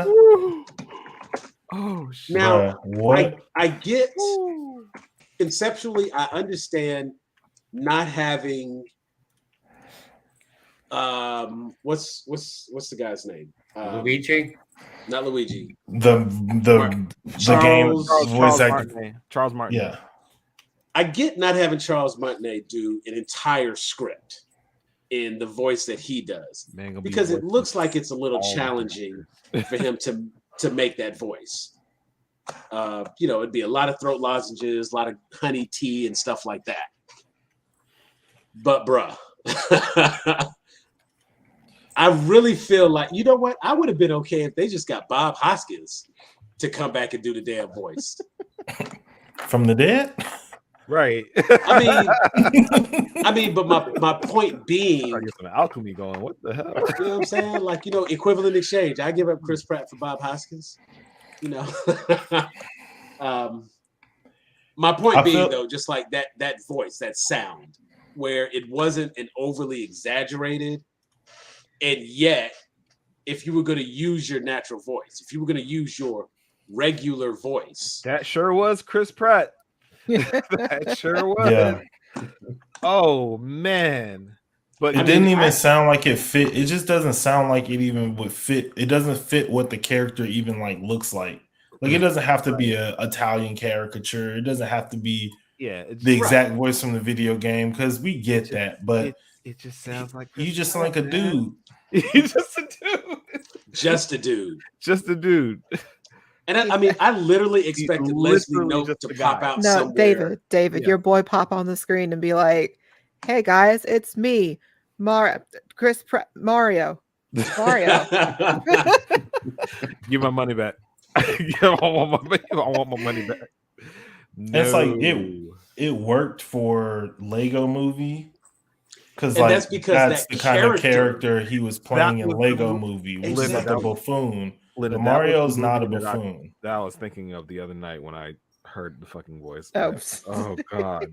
The ridiculous thing, the really ridiculous thing about the thing is the fact they've had live action Marios before in the past that they could totally have pulled the voice from. No direction. They didn't even have like a focus group or anything on this, which I feel like for this kind of thing is very important. But we'll see if they actually listen to the outcries, despite the cost it might be. Yo, let's bully another movie production studio, baby. I'm about to say, and learn from like Sonic the Hedgehog fiasco, which turned into a fantastic movie because they listened to the fans. Or let's see if they're going to do like normal Nintendo stuff. It is where Nintendo says F the fans. No, well, look, it's already in the movie. We only heard 3 lines, so all I need. We gotta wait. That was it. I don't really feel like there's a lot more that we could like. Even what he said was enough to get an idea of what the character unless that's the only part. Unless that's the only part of the movie where he's talking like that and he's doing a completely different voice everywhere else. What I is think I've heard place? Enough. Let's go, guys. Yeah. I literally expect let me get the one up and the mushrooms. Or Ron to just pop out of the back. Yo, okay. You guys, how much you want to bet they're gonna do some sort of Jurassic Park meme in there with the Yoshis? They would have to. Give my money. No, honestly, that's probably how he got the role. It's probably gonna be like it'll probably be baby Yoshis too, and that'll be so cute. No, but it'll also be stupid because I see that scene Yoshis in another movie, I want my goddamn money. No, I'm tired of David, should I pull up the old picture from whenever we all worked together of the John Cena doll doing that to the creepy dinosaur things we had holding the pens in the store? Do you not remember Deep Throat Larry? Oh. Yeah. I didn't want to say the name, but then some child left a John Cena action figure in the store, right? And I had him pose. I put the little. You heard the Brooklyn accent. I mean, he had a LaCroix Brooklyn accent. That's what he had. He was Westchester. He was partially adjacent to a Brooklyn accent. That was a I live in Brooklyn accent, not I'm from Brooklyn accent. Yeah. He's a transplant to Brooklyn. That's not. He didn't sound like a dude named Mario. That's a reference right there. That's a reference. That's a deep cut right there. Right. But I mean, even then, like if you go back to the one live action when they had the Super Mario Brothers animated show, the 2 guys who were the face of that, you know what I'm saying? It was Mario and Luigi there. It was almost offensive at the time, but even they did a better rendition, and I felt like they were using regular voices. So there's nothing wrong with using regular voices because sometimes people have iconic voices. I don't ever feel like Keith David, when he does any voice acting, ever puts on a voice. He just sounds like freaking Keith David. And because he sounds like Keith David, that is the voice. Even somebody like a Steve Buscemi sounds like a Steve Buscemi. But when you take him like the chameleon character from Monsters, Inc., it fits perfectly. And he doesn't have to do a wacky voice to be that character. Yeah. Because he looked like that thing. You know what I'm saying? Like, so you know who I have like the vibes of anytime I hear their voicing something, all I do is picture the person themselves, and that's Martin Sheen. Yeah. He has such an iconic voice. And see, I had watched I watched a lot of Grace and Frankie at one point. When I first like binged through the whole show. He's in there, right? He plays one of the gay husbands who end up falling in love with each other and cheating on their 2 wives for like 20 years or whatever it was. Anyway, so it's all wacky and all that. And then I went to go see what David was doing. He was playing Mass Effect. And how about that? He was playing Mass Effect on top of that? I'm like, David, why is dude from Grace and Frankie the elusive man? Why is he a young man? He does not have a young man voice. Remember what I said, David? Yeah. I'm like, all I It's picture the is same- Martin it's the Sheen, same old guy. Martin Sheen. But to be fair, he's always kind of had that voice of an old man. It just kind of works now with his actual age. But yeah, I always picture him. I can never picture like the voices of whatever he's doing. 'Cause it's such an iconic voice. Yeah. And there are people, I mean, there's no question. You take a Christopher Walken, you know what I'm saying? Like, Oh yeah, big one. That's a big one. Yeah. it's like it doesn't matter what he does, he's not gonna do a voice. He is the voice. He's the voice people do. You know what I'm saying? Even something like, you could go as far as to say like maybe even Al Pacino. Like there's a certain number of people that they have a very distinctive voice, so much so that other people imitate that voice. And I'll take Al Pacino as Mario. Okay. that would, but see, Right? obviously, Mushroom Kingdom. Sam, you got Mr. Freeze. I'm sorry, Arnold Schwarzenegger, Mr. Freeze. Yes, Victor Freeze. This is the chilling sound of your doom. Get to the Mushroom Kingdom. Your doom. Oh, I love it. Oh man. Imagine him as Bowser. They should have They should have made him the No, penguin. the casting they got for Bowser is perfect. And you know that's crazy. Honestly, no, I would mess with Arnold Schwarzenegger being the penguin. Yes. Yeah. Like the penguins that are in there. Yeah. Which, and Sam, didn't we make a comment the other day at your house about Jack Black could have done all of the voices? Yeah, it would have been awesome. Yeah, I mean, like Jack Black is. Let me not just like harp on him like, oh my god, he's just so super talented, but he's eccentric enough that he could have. He could whack out enough to do various characters, and because if you take like the character, you know what, Nacho Libre is Mario. If you take the voice that he did for Nacho Libre, this is fantastic.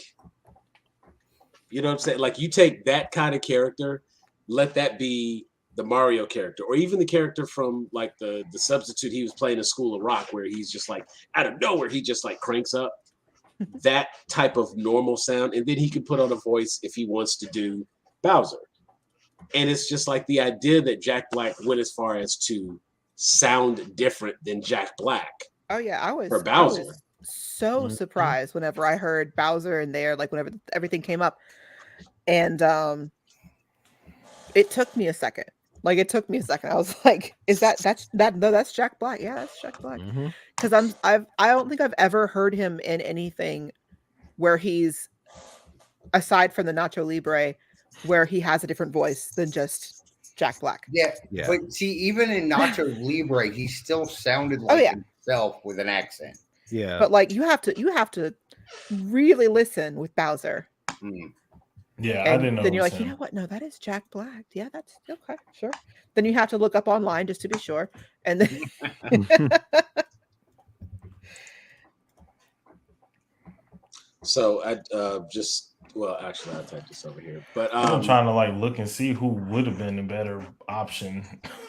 It's like nobody. I mean, and the funny thing is, like Michael Cera. Michael Cera would do well as like Luigi. Danny DeVito.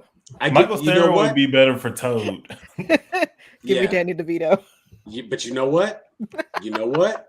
While you playing, Danny DeVito would be a good Mario. While you playing, that would work. Because I mean, given the thickness and the fullness of that mustache, this Mario ain't no kid, and I'm just not believing that Chris Pratt's voice is matching of that visual. That was my thing. What man that age has that mustache? Like when you listen to his voice, he can't be older than 33. He definitely has like a 45-year-old mustache. So Sam, right. I got you. I got you the best one. Okay. What you got? John Leguizamo.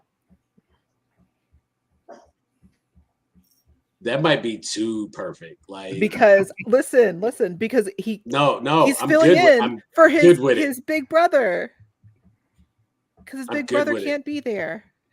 Oh, you know what? Single teardrop and everything. I'm good with that. And he did a great job as Luigi. No, just listening to him in the last little. Yeah.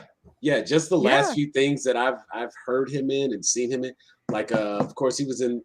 Most recently, he was in like the John Wick movies, and so here's the thing. Like, no, one. Okay, so check it out. Check it out.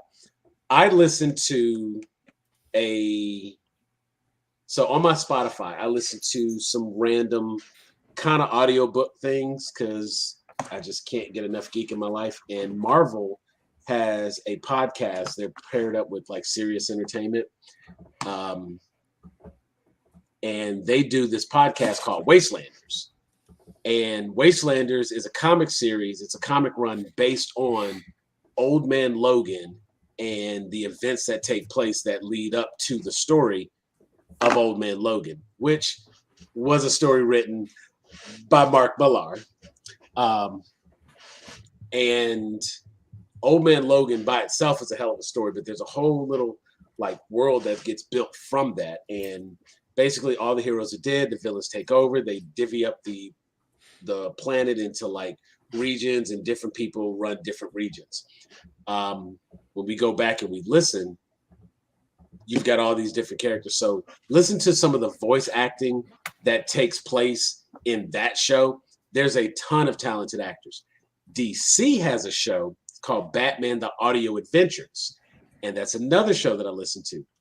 And John Leguizamo is the voice of Riddler on this show.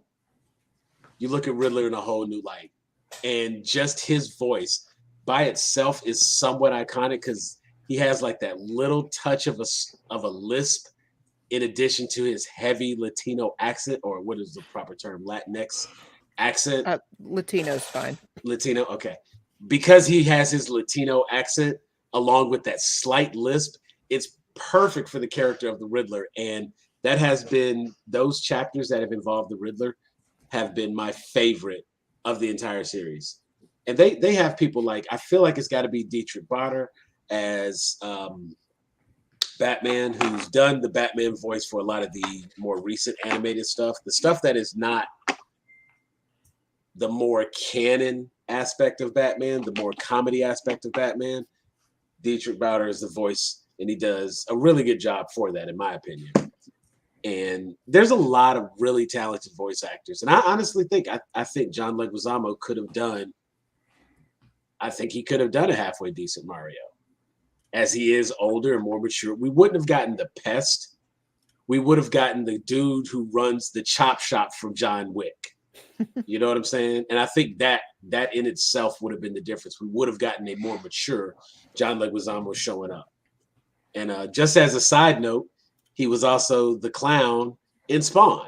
So use that voice, because I'm a segue into a post we saw from Jamie Foxx where he's talking about how he's still on board to do the Spawn movie. Since we was talking John Leguizamo, it just seemed to fit right there to just to go ahead and throw that out there. So don't let me forget about that. We'll talk about that. But honestly, it's like,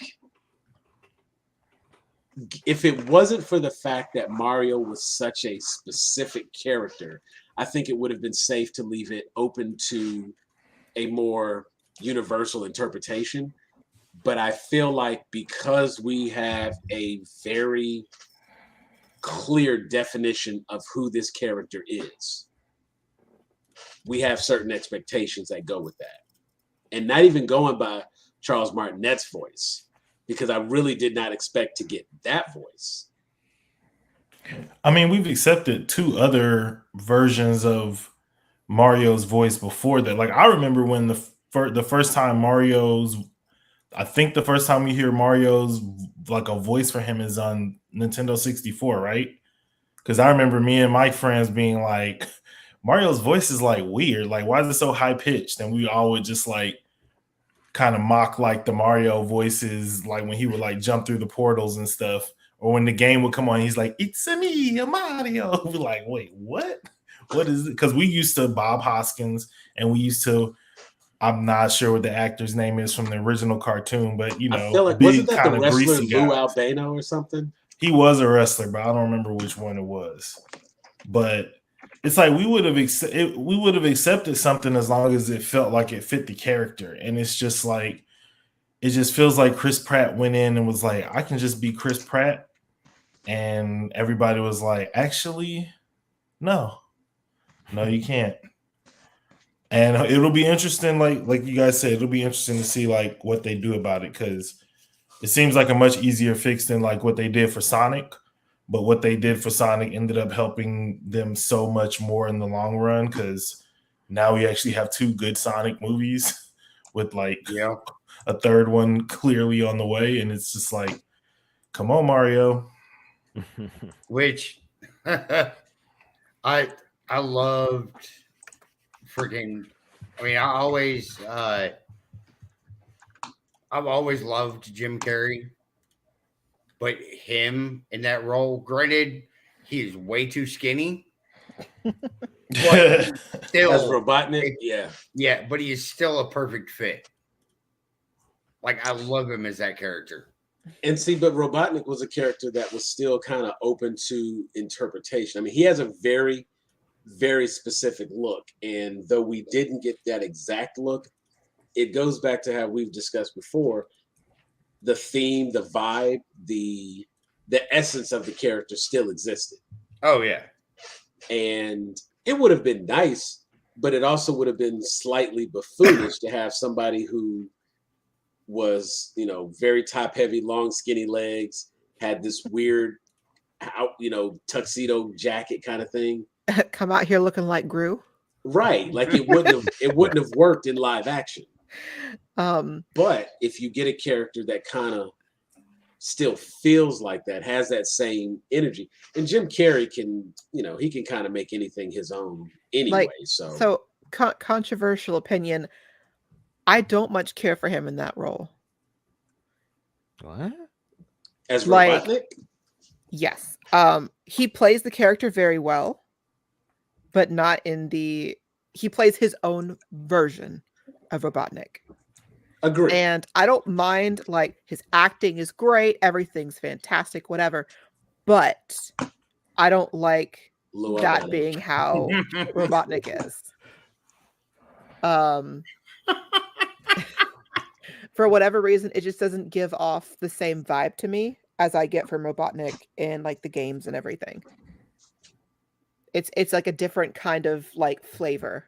It's hard to describe, but it's just never really rubbed me the right way. I still love the movies. They're fantastic. And like I said, he does a great job. I just don't like his flavor of Robotnik. And I can, because it was more of a comedy. Because the thing is, I think when you play the Sonic games, you don't go in thinking, oh, this is a comedy. Honestly, I see it kind of the opposite way. I feel like he was, I think that's part of what gets me with the vibe is he seems too evil. And I think part of it is his pretentiousness. Yeah. Robotnik in the Eggman and the games never really came off that way to me. He was just smart and like evil genius type person, but he wasn't like constantly talking down to people and I mean, it's a villain, that's fine, but like I said, it just doesn't, the flavors don't match for me. And I think the other thing too is that I'm burnt out on Jim Carrey and like his characters, because in most things he does, yes, he does a great job with them of being Jim Carrey. I am a bigger fan of his more serious stuff that he's done, personally, than a lot of his comedies that he's done.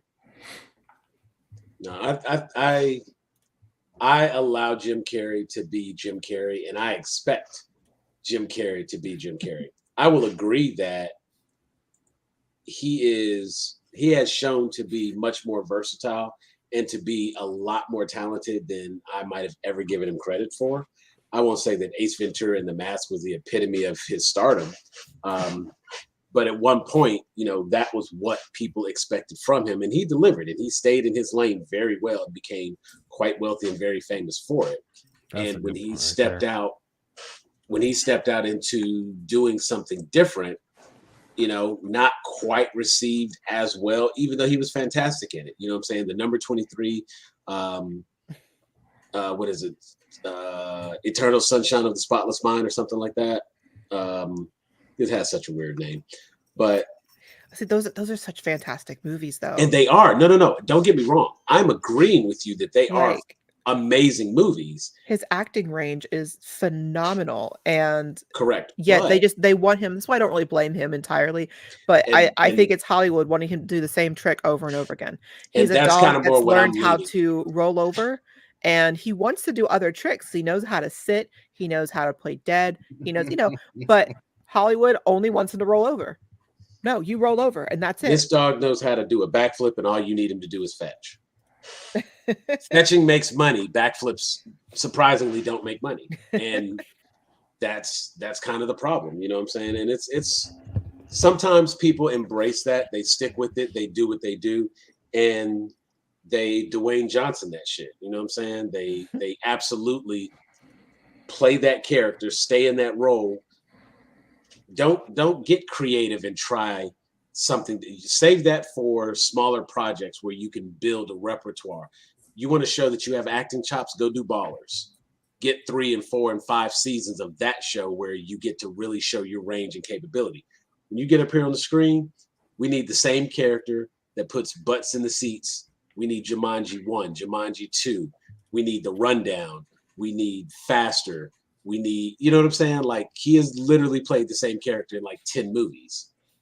And we could believe that that is all the same guy who just happens to end up on all these weird adventures, but he's good at it and we enjoy it and it works. And there's nothing wrong with that. And Jim Carrey does have a greater range. And I will agree here that I do think it is Dr. Robotnik with a little bit of a Jim Carrey flair.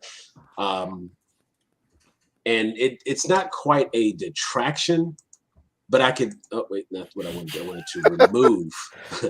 I'm trying to stop the screen. But it does, I do see how that could take away, especially as a big fan of the games. I can see how that would take away from the character because the pretentiousness overrides the character's genius. Yeah. And it overshadows. It's more about how he delivers this idea rather than the idea he delivered. And that gets kind of lost in translation. So I get what you're saying. Yeah. I can't even disagree with that. See, this is why I'm here. Absolutely. I need that insight. Because I'm always negative, but I always make you think about it. You're negative with a good point. That's acceptable. Like, don't just be negative to be negative. You're like, I don't like it. Here's why. You're like, well, okay, yeah, I can't really argue. Okay, you're not wrong. There'll be no smiling on my watch. Thank you very much. There will be smiling and laughter, damn it. Is that happiness I hear? Oh gosh. No, none of that. Like a I'm gonna go completely Miss Hannigan on you guys, I swear. I was about to make a really bad joke. I'm glad I caught myself. It's okay. I made an obscure joke. No one's gonna fucking know. Miss Hannigan. Yes. So who then, because one thing I've learned with Jeff, like we do this, we can't present a problem if we don't present a solution.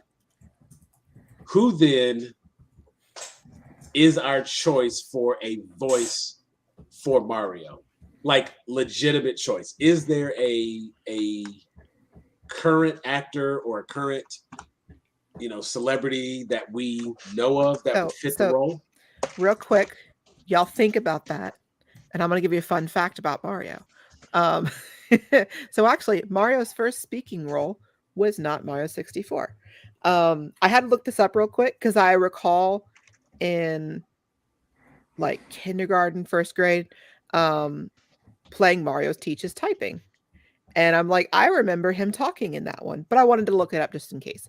It was Mario Teaches Typing. What was it? Mario is Missing, Mario's Game Gallery, and Hotel Mario. All very old games. I know Mario Teaches Typing was for the Apple II, and Hotel Mario was CDI. Really? Yeah, I specifically remember playing that Mario Teaches Typing when I was younger. Then whenever I changed schools midway through elementary school, they didn't have it. I was sad, but they had other stuff. So anyway, so yeah, voices for Mario. I still keep mine, the John Leguizamo. I'm sticking with that. And I'm not mad at that. I am okay with that. Honestly, I don't know that they would have had the budget for this, but I could even picture somebody like it's weird, like Leonardo DiCaprio.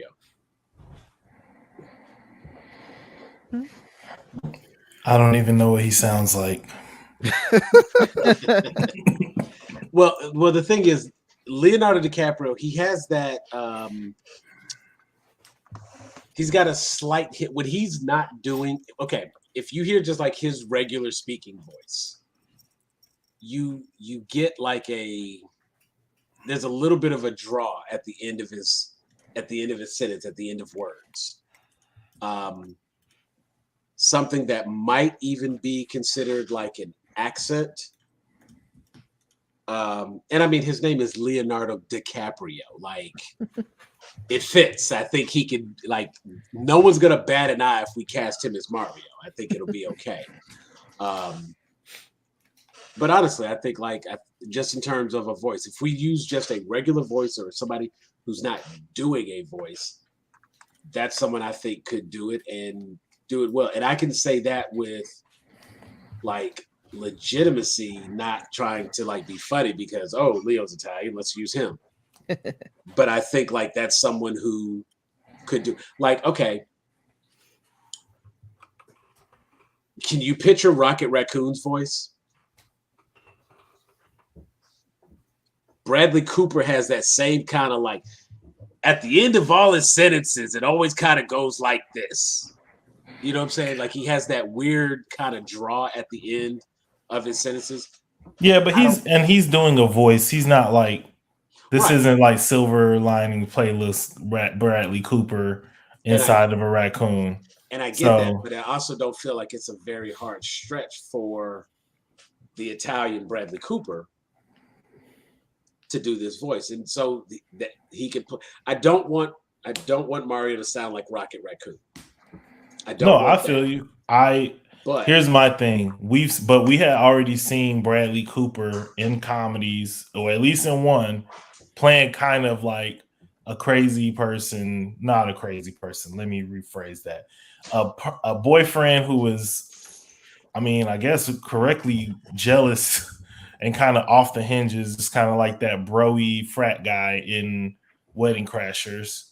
And then, I mean, I never saw Silver Linings Playbook, but I heard that's supposed to be considered somewhat of a comedy. But have we seen Leo in anything where I worry if Leo's gonna get too into it and it is gonna be like, it's a me, a Mario, and it's like, whoa, Leo. I don't know. So I don't think that he would do. I mean, think about Leo in Django. I mean, he went full Francophile, Southerner, molasses, dip in the jaw. Like, while I understand that he's a very serious actor and technically hasn't ever really done a comedy per se, Wolf of Wall Street, Once Upon a Time of Coked Up Mario. You know what I'm saying? Like, I mean, look, Mario was on something. Yeah, definitely. Would you say it's shrooms? If I had to guess, I think that's a safe assumption. And also Once Upon a Time in Hollywood. You know what I'm saying? I mean, that's left to look.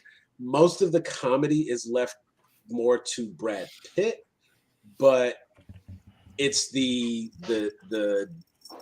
what's the word I'm looking for? The back and forth, the banter that makes the comedy possible. He can do comedy, and I feel that makes me think that he could do comedy. Wolf of Wall Street, I wouldn't necessarily classify as a comedy, but I laughed like hell at that movie. It had a lot of parts that made me laugh, so that's what I'm gonna go with, and that's why I think it could work. All right, I got two. Okay, suggestions. I was gonna say I do have one more in a second. I am still here. One of them is Bill Hader. Yes. Yes. Shit, I can't remember my other one. But it was somebody. No, Yeah, I'm whatever. good with Bill Hader.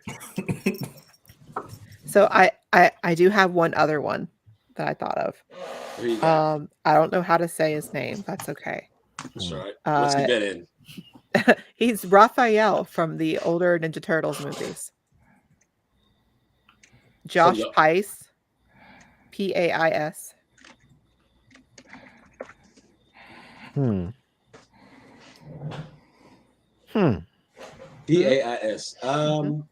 You gotta know what a crumpet is to play cricket. Raphael was the best character in that movie. That dude should have got an Oscar nomination. I mean, it was actually Michelangelo, but Raphael's a close second. But I think he'd make a good Mario there. See, I don't know that I like the Coreys enough to give Corey that for Michelangelo.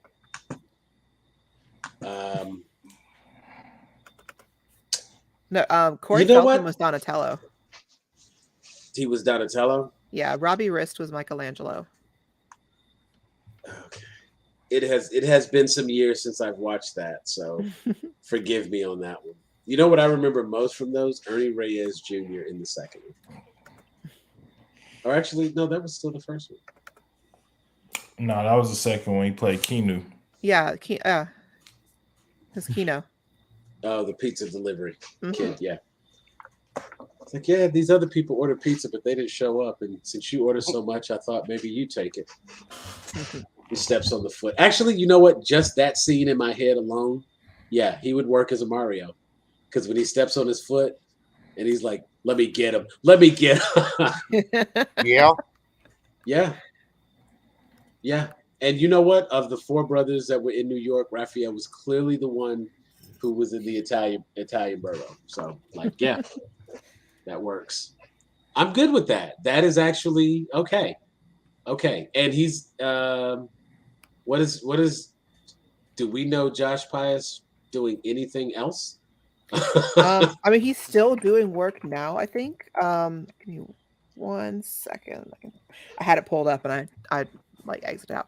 He was apparently in Scream 3. He's been in a lot of stuff. I'm just trying to read off stuff that's potentially more popular. He was in A Beautiful Mind. Okay. Was he like an extra or background? It said like... Princeton professor. So yeah, it looks like a background person. He was in the movie Teeth, if you guys know what that is. Teeth. I do know what that movie is. He's Dr. Godfrey in Teeth. No, that is okay. I do know what movie that is. Let's see. Okay. Well, I mean, yeah, okay. If he's still a working actor, then run it. Oh yeah, he's been he has a movie called Funny Pages coming out this year, or it came out, I don't know. And then he's doing TV shows still. So he was most recently in The Dropout. But it looks like just kind of little episodes here and there. There's a couple of series where he played more than just like, a couple ones. He apparently was in Law and Order SVU in 10 episodes. Oh wow, had a whole run, the series. Okay, cool. Because most people get like a guest role, but to have a recurring role, 10 episodes. Well, apparently he was in original Law and Order as well in various roles, so he probably gotten in with the people. And was like, came back. He was a returning character. Well, I'm getting pretty tired. I need to go to bed. Yes, I mean we both need to get some food. That's true. All right, Jeffrey, you got. Do you know who your other person was? Oh, Owen Wilson. Owen Wilson. Yeah. Wait, but the princess got kidnapped? Why? Okay, I'm heading off too, guys. Bye, guys. All right, darling. See you later. Good night. I could. You know what? That would be interesting. Why? Why did she get kidnapped? What was she doing? But you know what? If Wes Anderson isn't directing this movie, I don't know how that would work. Like. But Owen Wilson like primarily does comedies. I can only think of like a handful of like serious roles he's done. So, you know, like I'm okay with the comedy aspect of it.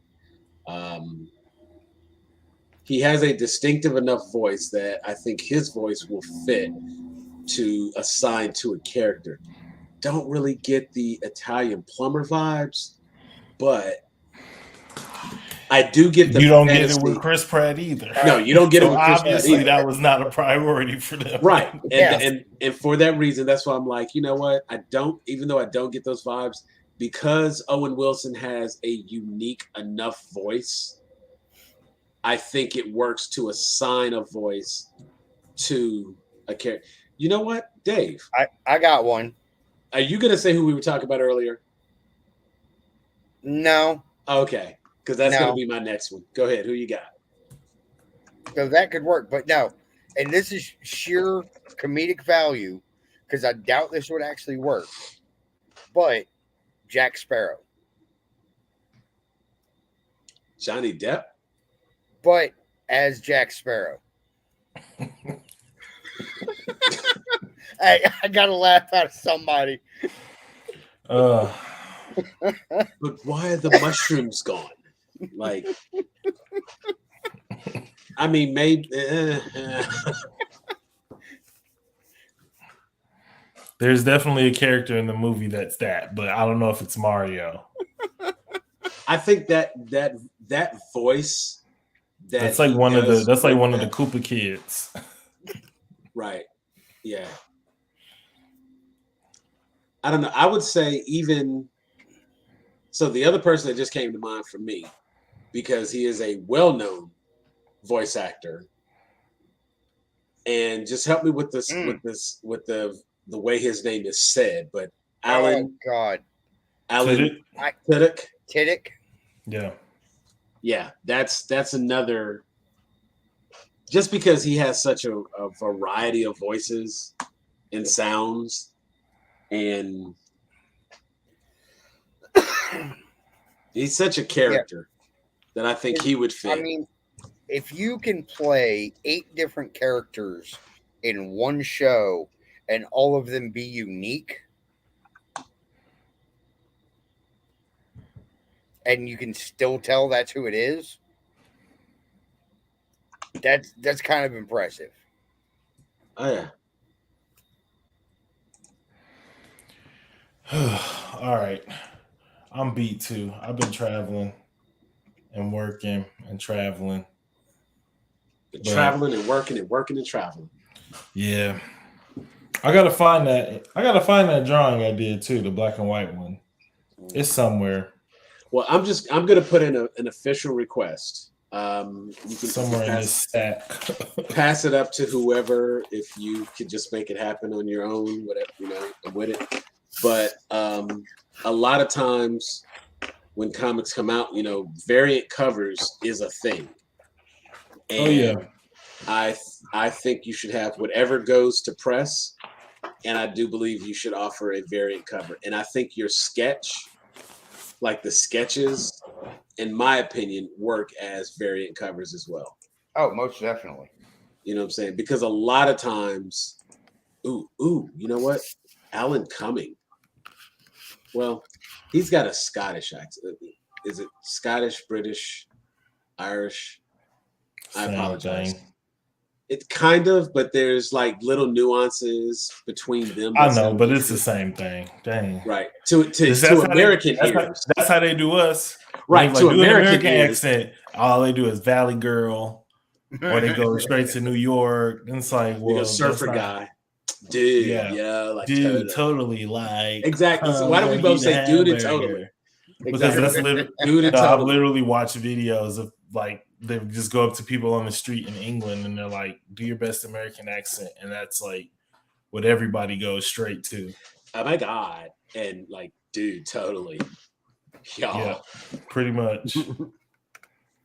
Yeah, that's pretty standard. But like I still think that just as another person who is like known for a ton of unique roles, I think Alan Cumming is someone who could work legitimately as the voice actor. I'm still gonna go with my first call. I'm gonna say Leo, and go back and let me pick a good one. Inception or Shutter Island. As time permits, just pick up either one of those and like really focus in on listening to him speak. Because again, this is one of those things where we're not necessarily even needing him to do an Italian accent. If we're just you won't like Catch Me If You Can, Leo. Yeah. And I mean, I don't know. I guess I've just never been like that big on Leo. He's talented, but I've just never been like he was never my guy. I was always like Johnny Depp, Jamie Foxx, Denzel. Right. Like those are the guys who like those are the non-nerd movies who got me. Will Smith. Don't get me wrong. If you put one of those, take these 4 actors and one of them has to go, Leo is always my pick to go. Yeah. Oh yeah. It's not a question there. But I don't see Mario being a character for. Shit, let Will Smith do it. I mean, he need work, you know. Woo! Bowser, woo! He can slap Bowser. Exactly. Okay. See, like let Chris Rock be Bowser. Okay, what we got here? Princesses just be running. Princesses be running. That would be so bad. Yeah, I know. That would be. It's so like bad. we have the Madagascar movies to prove it. Right, and that's exactly the character we're gonna get. We're gonna get the damn zebra Alan as Bowser.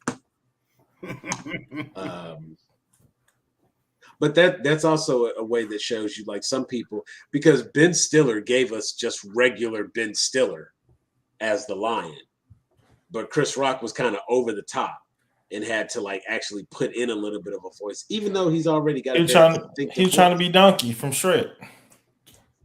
Yeah. Mm-hmm. So, but you a zebra, dog. But you know what's funny? Donkey. You know what's funny? That is still Eddie Murphy being Eddie Murphy. Exactly. Even though he was putting on a voice, it was a voice he's done as Eddie Murphy. Yes.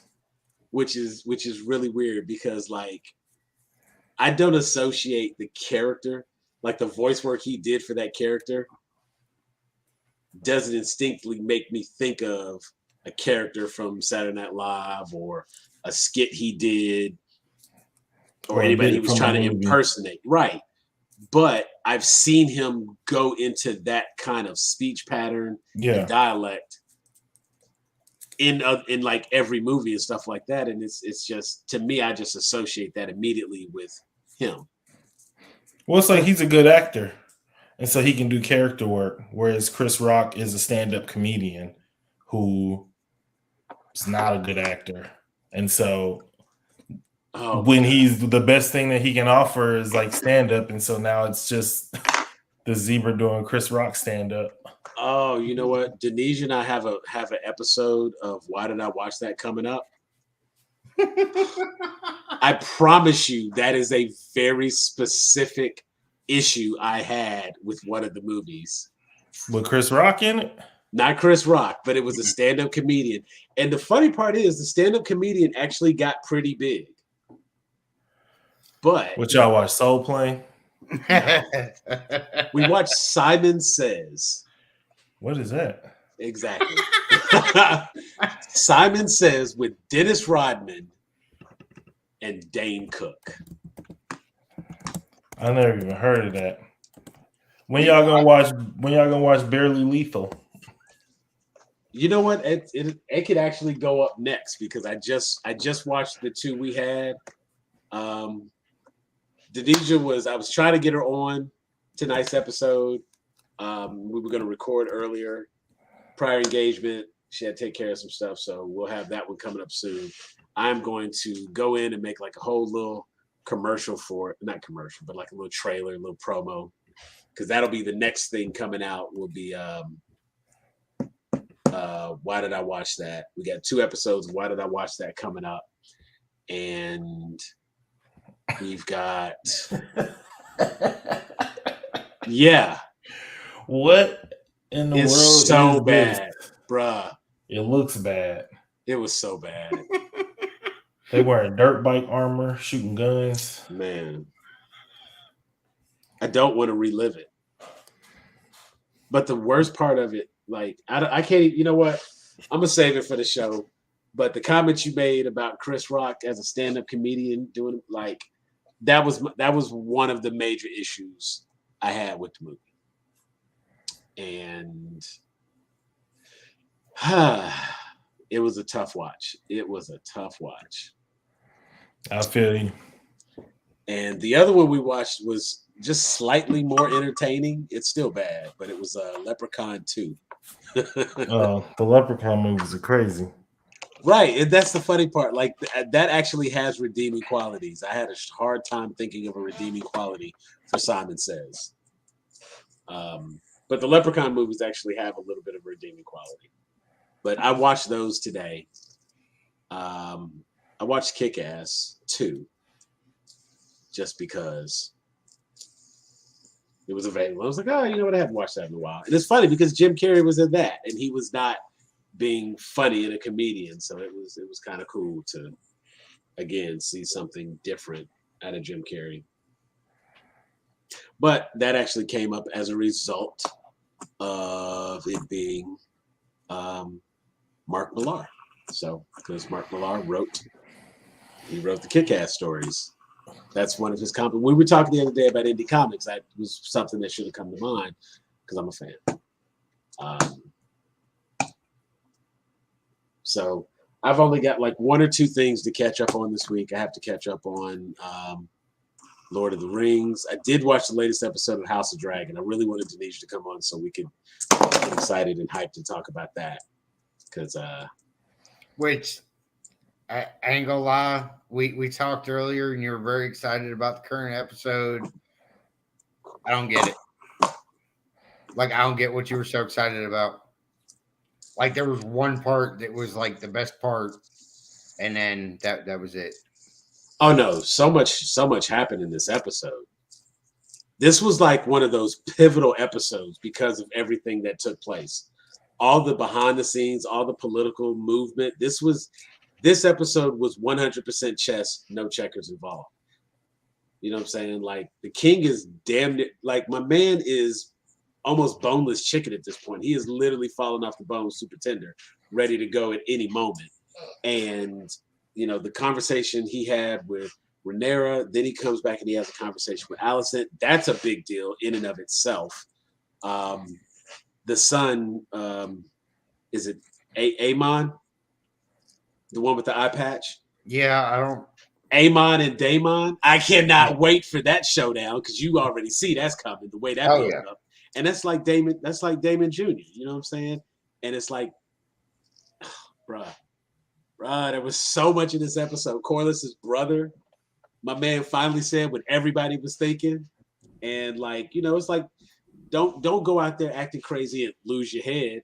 And you know what I'm saying? It's just like so much took place. And if I'm not a killer, but don't push me was a person, that's Daemon Targaryen. Oh yeah. You know what I'm saying? Because like he been avoiding conflict for some time now, and he was just like, that's my wife right there. I'm gonna advise you to chill where you can. Oh, okay. That's how you feel? Cool.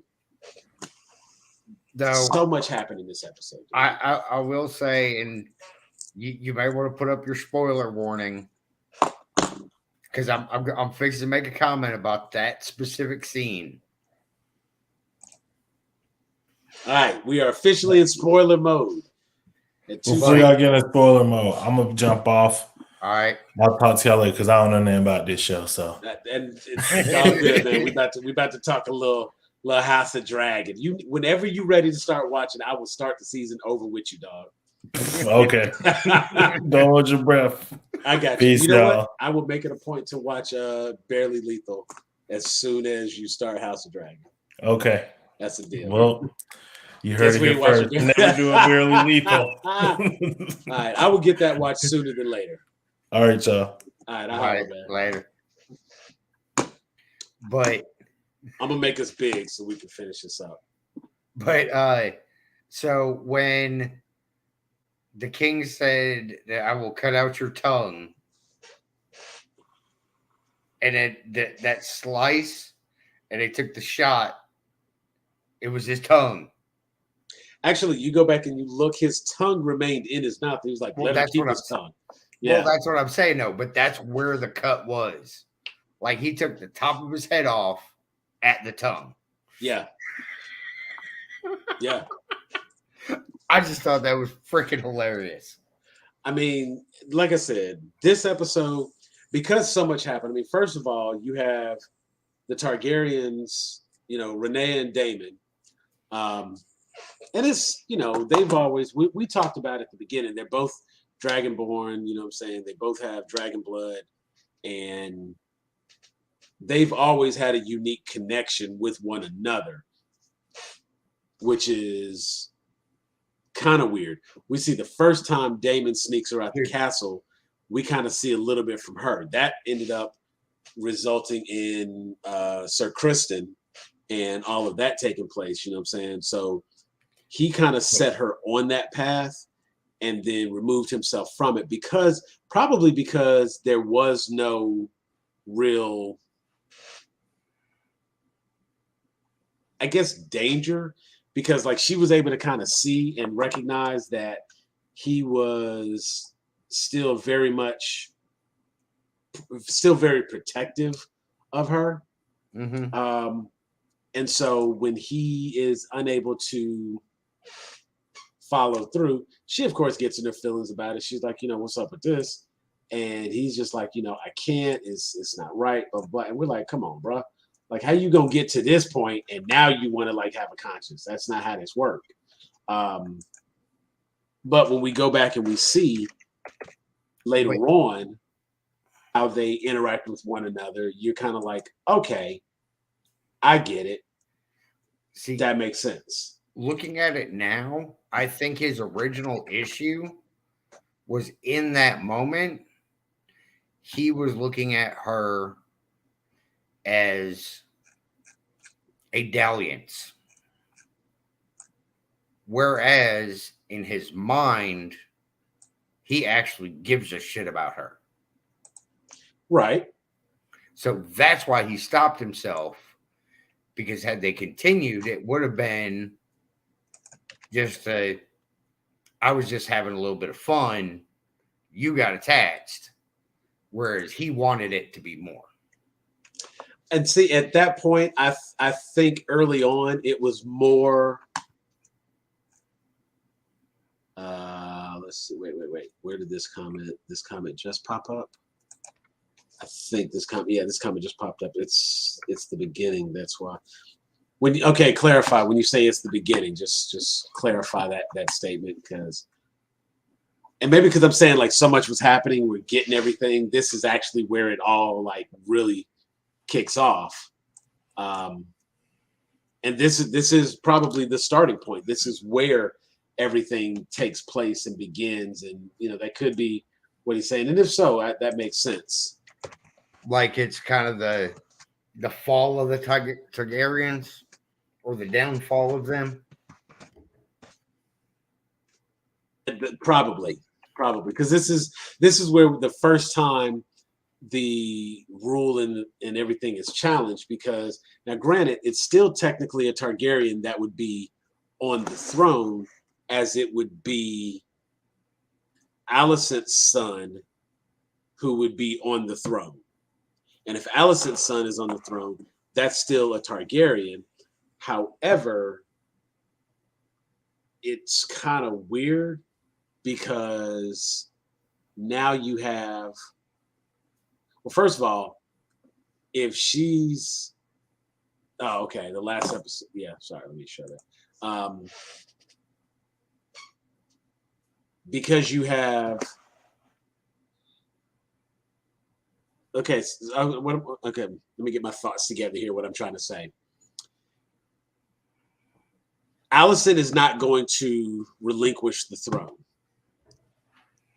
because she got because she, I can't really say had the conversation, but because Viserys said what he said and he said the name Aegon, she's going to interpret that to mean her son Aegon, not the forefather Aegon, not the ancestor Aegon. So because she's hearing him say, "I'm sorry, Aegon, prince that was promised," you know what I'm saying? This man is literally taking his last breaths. And he says some stuff, and all of a sudden you want to be like, "Oh, well, this is what he meant." Don't do that. Don't, you know what I'm saying? That's messy as hell. But it is absolutely in character for Alicent at this point, who's feeling some kind of way and feeling a little jaded. And the crazy part is it's right when she begins to recover with Rhaenyra. You know what I'm saying? This happens right after that. So having those two things, it's going to put her in a position of conflict where, you know what I'm saying, just the fact that just the fact that Viserys says, "I'm sorry, prince that was promised, Aegon." Those three statements are going to give her all of the mental fuel she needs to not relinquish power, because hear ye, the king is dead. He's already stated who the heir is going to be. She knows she's already lost everything with Viserys, my man. He came in like a G, no milk in a poppy. We spent half an episode watching him get to the throne, but, you know, he got there. And it was actually pretty dope to see Daemon come to his aid, because he's like, get off me, I don't need help. And when he looks over and he sees Daemon's there, it's like, you know, despite everything they have going on, like, that's still his brother. You know what I'm saying? And it's like, all I'm like, come on, Daemon, you can't be soft, bro. Like, I can't see a soft Daemon. It's going to upset me. It's not going to work. He made it very clear that that's not the case. And so I think it was important for us to see both of those actions in that episode, to see, you know, just to give him the actual character growth. But when Viserys finally gets on the throne, you know what I'm saying, it just goes to show that he heard everything that Rhaenyra said. And because he heard everything that Rhaenyra said, later on, when he's back in the bed, he's trying to respond to her. But Alicent doesn't know that conversation took place. Right. And because she doesn't know that conversation took place, she's thinking that this conversation is meant for her. She's thinking that it's, oh, so you're apologizing to me because you see that this is how I'm feeling about things? Oh, okay. You know what I'm saying? And it was a really powerful scene for all of that to take place. Yeah. Lord Corlys's brother finally comes right out. It's not even an accusation at this point. My man calls it like he sees it. Those boys are not my kin. They are bastards. She's a whore. Funk. I mean, that's one of those situations where, like, you know you're about to get fired from your job. It doesn't do any good to try to quit because you know you're going to get fired. You might as well go out with a bang, get on the PA system, and expose all the secrets. Yeah. You know what I'm saying? And it's one of those things where, like, and even when Aiden, and I'm probably not saying that wrong, Aemond, when he was like, one last toast. I want to say a toast to my nephews for being such strong men. it's very important that you remain healthy and continue to be strong men. And like, he was just like, bruh, that was like so dirty. You know what I'm saying? And it was like, after everybody's kind of moved in the right direction, the irony is that it's the younger son who sees and saying, it's like, I don't even think he would understand why it was funny when they bring out they're at the table, they're having a feast, and they bring the pig out and they put this roast pig right in front of Amon, who was teased as a child and given a pig with wings as his dragon because he didn't have a dragon at the time. Mm-hmm.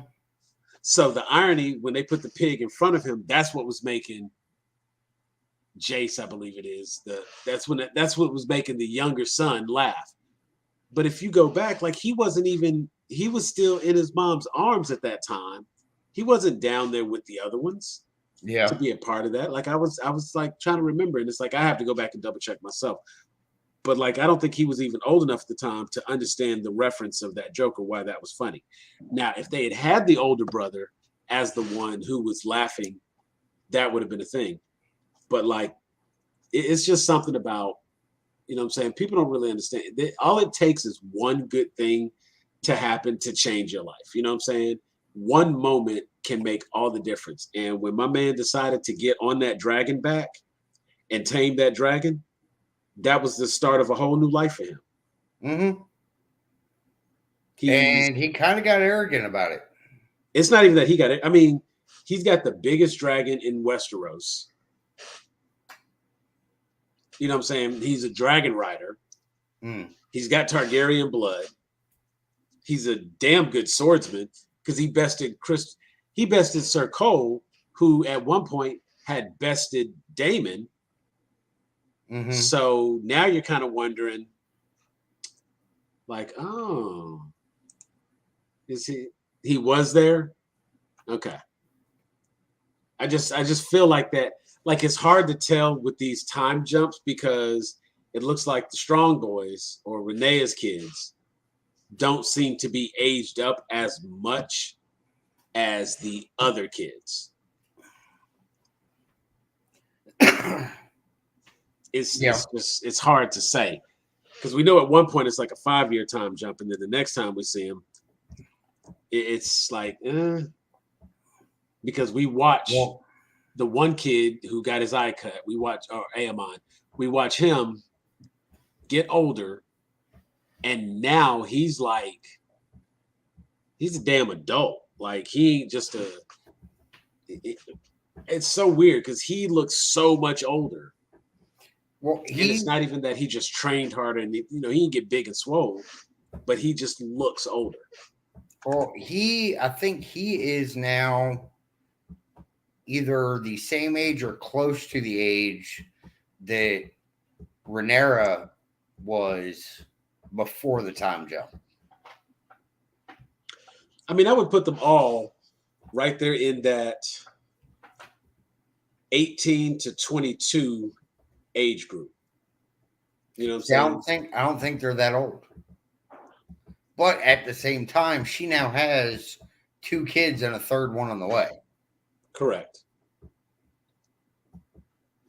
I mean, just numerically, that's a minimum 3 years right there. The first time jump was 5 years. The boys were young teens. It seemed like they were, 12, 13. You add another 3 years to that minimum. So I think 16 to 18. I think it was the youngest is still a toddler. I mean, that's 2-3 years old. Well, I want to say that this is like at least a 6-year jump, though. Because remember at the beginning, they were saying that what's his name had been out to sea for 6 years. And he was at the funeral. Lord Quotes was at which funeral? The previous episode. The daughter's funeral? Yeah. Oh, yeah. At the beginning of that. So it had to have been at least a 6-year time jump.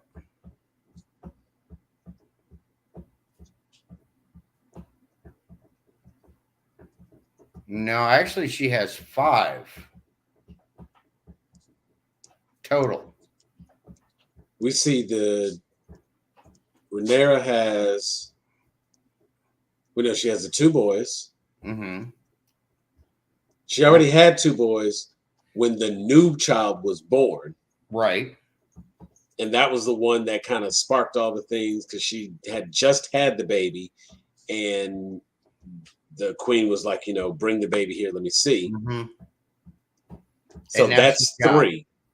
And now she's got 2 more and 1 on the way, which is 5, soon to be 6.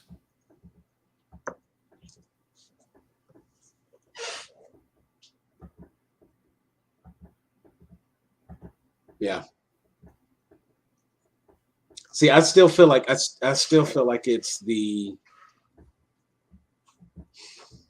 youngest son that's going to be the. Well, actually, is it even the youngest son? Because if he's the one in line to inherit, actually, I guess it would have to be the younger son who's in line to inherit Driftwood, to be on the throne of Driftwood, because the older son. The older son. I just look over, my son is standing right here. Like, the hell? So the older son would be in line for the throne. So he can't be the one to take over Driftwood. So the younger son is the one who's going to take over Driftwood. Yeah. I believe it was the younger son that we saw being born initially. So I have to just go back and look at the episode right at the beginning where she introduces the child to Sir Strong, because I think if there was only one child there at the time, then the new baby is the younger son. And names are always going to help. You know what I'm saying? Names always make a difference. But okay, I guess Mark the Beat is going to go check for us real quick and just. Because I could have sworn she introduced him to 2 kids. And no, one child was already there.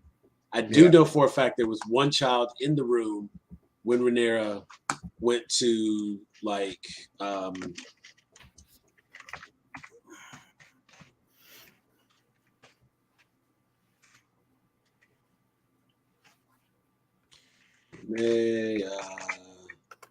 Targaryen kids.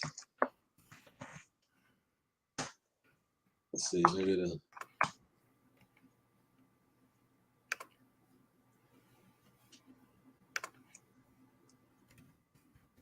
okay. Jacaerys, Lucerys. So those are the 2 that we know of. Those are the ones who are the kids of the one night. And then you have Aegon III, Joffrey. Those are the 2 that she introduces. When she goes to talk to her dad, it is Aegon that she introduces to her dad. Because he was like,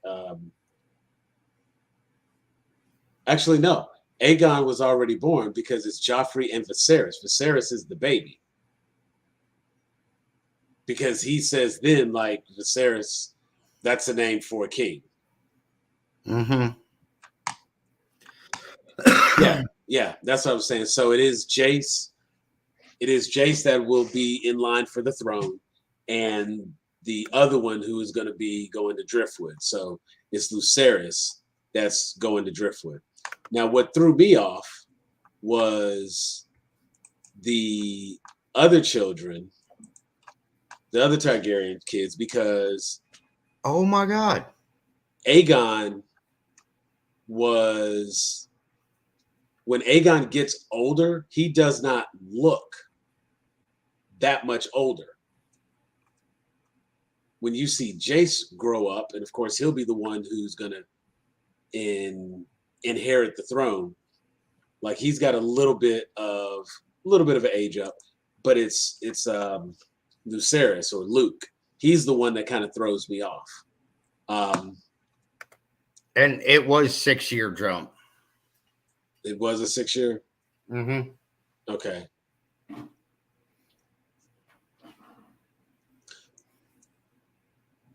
You see, so you've got Aegon, and then on the other side you've got Aegon, Helena, and Aemond. And see, Aemond, when he gets that 6-year jump for him, you talk about a glow up. And I honestly, I kind of want to even know who that actor is, because I really feel like that got to be Matt Smith's nephew or something for real. Because if they don't look just alike. All right. Which I'm already tripping out over the fact that I did not realize this. What's that? Who Hightower is.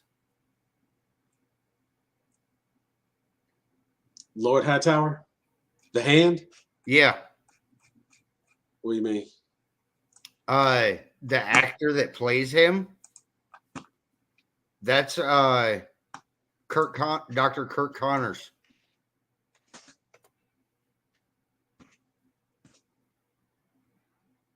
From Spider-Man. The Lizard? Mm-hmm. That's from The Amazing Spider-Man. Correct.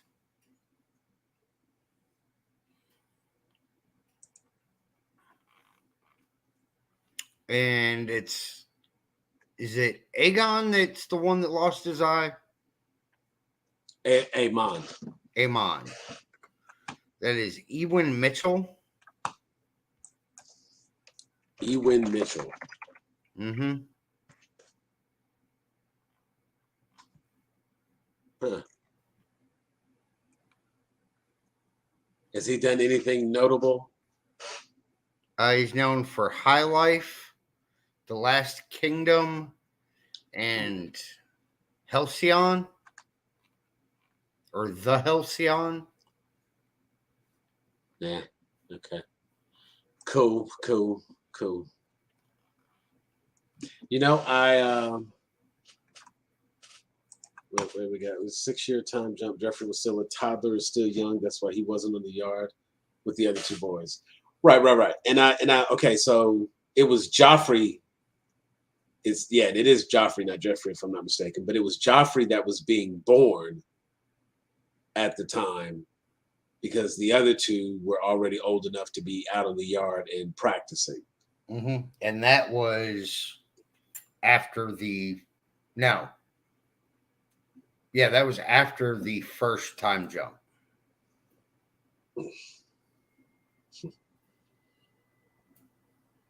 Yeah, that was after the first time jump. That is correct, because we see her giving birth and all that kind of stuff. So cool. You know, I did actually let's see, the last episode of Rings of Power that I did watch was the episode that still showed the journey that the Harfoots are taking. And I'm gonna just say this one thing, and we can close it out after this. I have even more reason to believe that the stranger is Gandalf. At which I have not seen past the episode after the stranger showed up. Okay. So and this wouldn't. We'll come back to it. Okay, but I mean, I don't know when I will get to it. I got you. This is well. First of all, since this is just a speculation, and I have it's just something that gets said, and it's like it's one of those things where it's like because again, it's just a way for people to, what's the word I'm looking for here? You always want to connect dots, and they place some breadcrumbs out, and those breadcrumbs kind of lead back to Gandalf. Well, and my question is how long before the events of The Hobbit do these events take place? I mean, if we're basing it on the life of the elves, you know what I'm saying? It's like really, really hard to say. Well, I didn't know if they had actually stated or not, because they've never really explained. I don't understand the calendar in the Lord of the Rings story to be able to put it together and clarify it that way. They've never really explained what Gandalf and I always get these confused. Is it Sauron? Is the other wizard? Saruman. Correct. Because Sauron is the evil entity, so to speak. Yeah. Saruman is the evil wizard. Even in the books, I get those screwed up. Right. And that's what I just have to they're so close together. But they never really explained what the two of them are. Because they're not human. Yeah, I mean, honestly, it does require a non-movie deep dive for it to. You will not get that in the movies. You don't even really get it in the books either. Like, they make mention of it, but the way it sounds. You get it in the companion. Okay. Because like in the books they do reference it, but it's like it seems more like it is a practice than a race. Silmarillion. Yeah.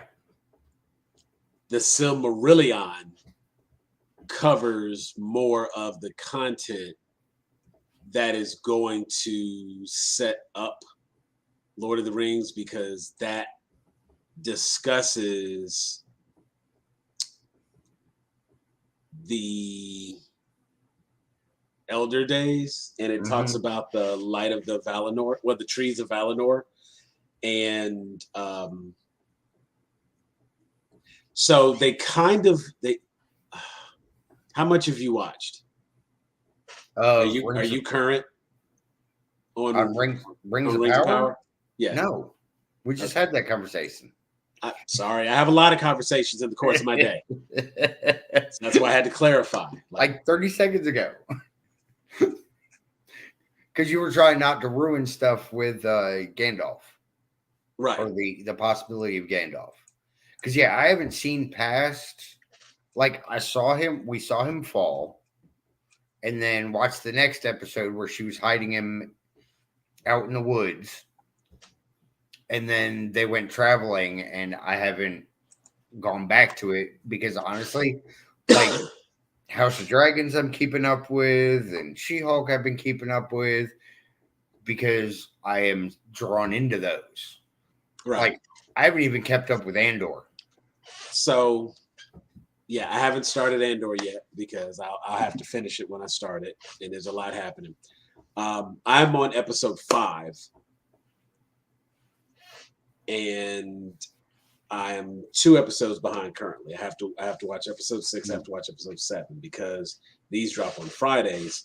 I'm 2 behind, and because they're each an hour longer, just an hour plus. And I've been watching them with Celeste. So you can't watch them without her. This one I can't watch without her. She's a real big fan. Lord of the Rings, House of Dragons. I can watch that on my time. It's cool. Lord of the Rings, I do have to wait for her on that one. And I'm good to wait with her on that one because it gives me somebody to talk to. I will say I have struggled, but episode 5 kind of like it brought me in because there was a little bit of political intrigue, a little bit of stuff was happening. It wasn't like a big action set piece, but as I always complain about, like shit happens in that episode. Episode 5, shit happens. And because of that, it really did have me like paying a little bit more attention to what was going on. And as a result, I caught a lot of different things in that episode. And it's not that I haven't been trying to catch them before, because there's a little bit of stuff that's been happening there. I mean, hell, I've made it to episode 5, you know what I'm saying? Yeah. So it's not like I'm just watching it to watch it. It is something there, and I am enjoying what I get. I say that very loosely, though, because I'm enjoying it because it's Lord of the Rings content. I'm not enjoying it because of the content it is. Does that make sense? Yeah. You know what I'm saying? Right. Like I like an opportunity to return to that world. I'm having a hard time with these people. You know what I'm saying? Like they're focusing on Galadriel. I don't Yeah. What? No. I like the Elrond angle. That's kind of interesting to me because I like Durin. You know what I'm saying? I am very interested in the characters of Durin, of Elrond. Hell, Arondir, I think that's his name. The elf, obviously. I like the elf. He's cool. Celebrimbor. I like that we have Celebrimbor in this because having played the video game, it's kind of cool to see that that's the guy. And I know that he's got an important role to play in this. He's pretty dope. I liked Neri. Neri is really cool. I like Durin's wife. Oh, yeah. She's freaking great. Right. So, I mean, there's definitely stuff that is curious about, and it's like, okay, we got something happening here. But at the same time, I'm not like, yeah. My biggest issue with the dwarves in Lord of the Rings. Andor is great. Well, you got to tell me about Andor in a second. But go ahead. My favorite thing my biggest complaint about the dwarves in Lord of the Rings, anywhere else that dwarves are depicted, the females have just as impressive beards as the males. In Lord of the Rings, they don't. Like, you can tell the difference between a female dwarf and a male dwarf. I think in terms of the visual medium, I think that's kind of important. There's a little bit of shallowness that goes into that, but it's like, I won't finish that statement, but I think it is. Ooh, yeah, we're not touching that. But I think it is important because in many cases it does play a part in the story because of, societal hierarchies and things like that, you know what I'm saying? And you need to know if you're talking with the king versus whether you're talking with the queen, if that's going to have a bearing on the story. Well, and in a fantasy realm, in some cases, it does. So, and see, that's kind of the funny thing is with the dwarves, because of how their society is, like, who the king is. And if there is a queen, the queen is just as powerful as the king.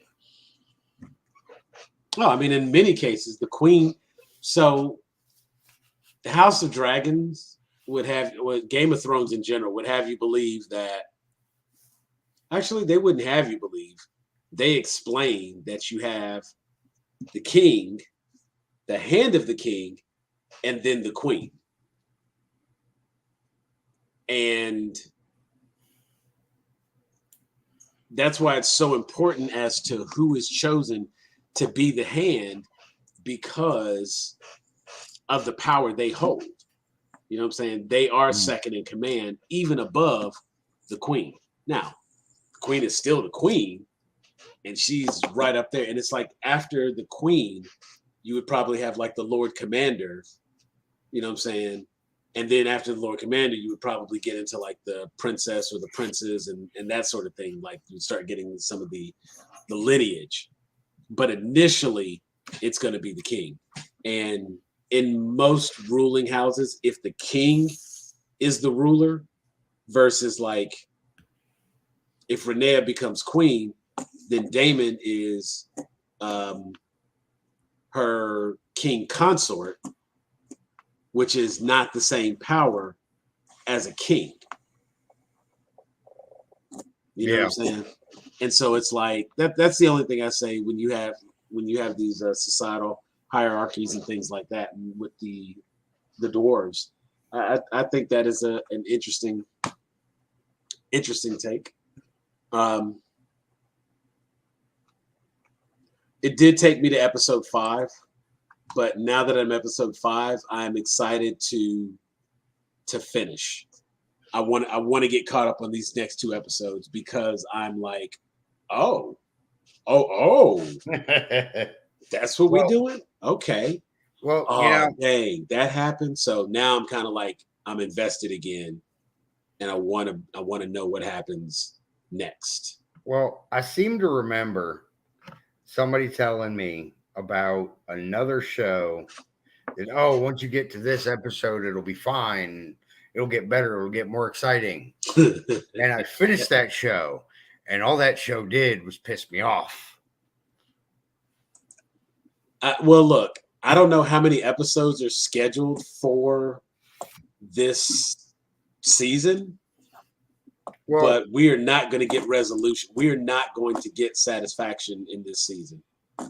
And that's fine. And honestly, no, it is not fine. I am pissed that they're doing it the way that they're doing, because the world building isn't like, again, I'm not going to get a ring this season, and that upsets me. I get that. I do. But in this, there's nothing to piss me off because there's not a pre-written story that I can sit down and read and they're going to toss out the window. I get that. I do. And I understand your complaint is more about. It's not exciting. And I was bringing that other thing up just to mess with you. True. But you see, I did the same thing. I was like, I got through 2 episodes. If I didn't cut it off by the second episode, I was going to finish it. But I feel like I'm still justified in complaining that I'm not happy, that it's not giving me what I want, that I wanted more from it. It didn't give it to me. And now I'm saying like, okay, it took them 5 episodes to get my attention. And I don't necessarily know that here's the thing. They did not have to do the level of world building they did to get that reaction from me, because I don't care about the characters. Yeah. You know what I'm saying? Like, I'm not invested. I have the same feeling for Galadriel now that I had at the end of episode 1. Yeah. I'll give them episode 2, because they did what they did in 1. They do what they do in 2. If you would put the story from 1 and 2 into the first episode, then you could have taken the story from this episode as her advancement in the second episode. Yeah. Everything that happened in between that did nothing to build her character. You know what I'm saying? Like, yeah, she had her big monologue this episode. So it's like, oh, okay. I now finally understand who you are and what your motivations are. And it came through a freaking conversation, not the thing I've seen for the last 4 episodes. If you were going to do it that way, you didn't have to stretch it out like this. So, yeah, I could, you know what? I will say, well, you know what? Here's the crazy thing. There are pieces, there are breadcrumbs in every episode that help you connect the dots. So you have to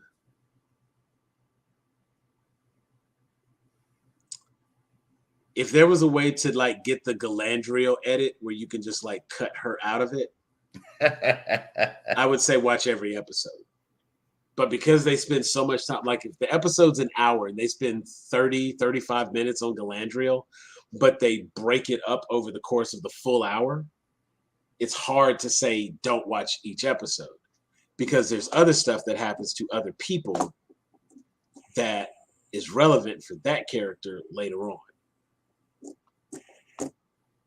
But the main thing that we are following, you know, I'm wondering. You've seen episode 1. Who is our main character? Was there a main character? I mean, like, that's kind of my issue is like, I truly feel like who have I complained about most? Galadriel. I feel like she is, in fact, the main character of this story.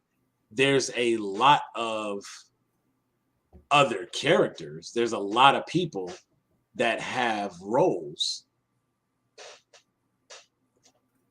But I don't know, like Elrond is not the... Elrond is a diplomat, you know what I'm saying? Like he's... Most definitely. And the elf character is just like... He's literally just like a guard at his post in this human village. Celebrimbor, I only know that he's important because of what he has coming up. And I only know that from the game, the little add-on game. And the king, he's the king. Yeah. He doesn't become important until episode 5. The elf Durin, he's kind of episode most of the time we see him. The stuff that happens in the towns, the stuff that happens with the stranger, the stuff that happens with the Harfoots, like all of that is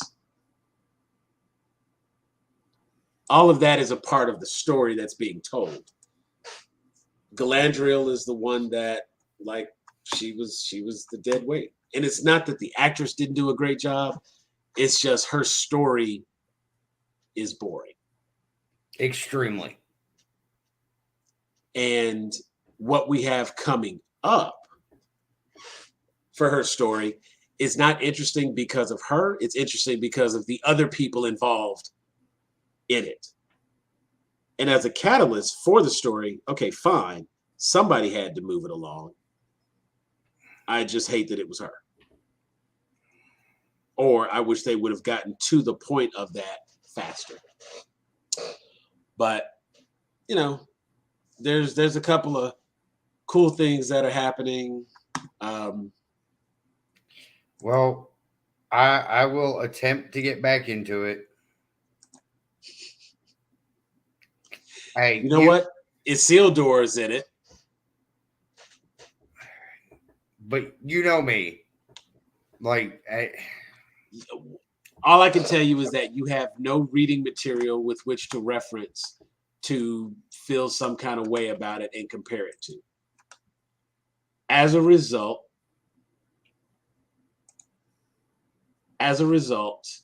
the only thing that I can say is that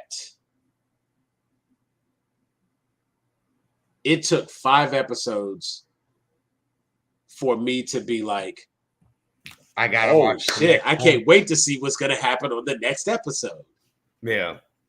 You know what I'm saying? And I told you, when I got through like 2 episodes of Wheel of Time, I complained about that shit too. I was like, yo, man, it's like there's interesting stuff happening, but it's dragging out. Like, I'm waiting on something to really, because it was like a lot of whining and crying, and I don't want to travel, and we have to travel, so we're traveling, but we don't want to do it. And then we do it, and oh, here's something cool that happened.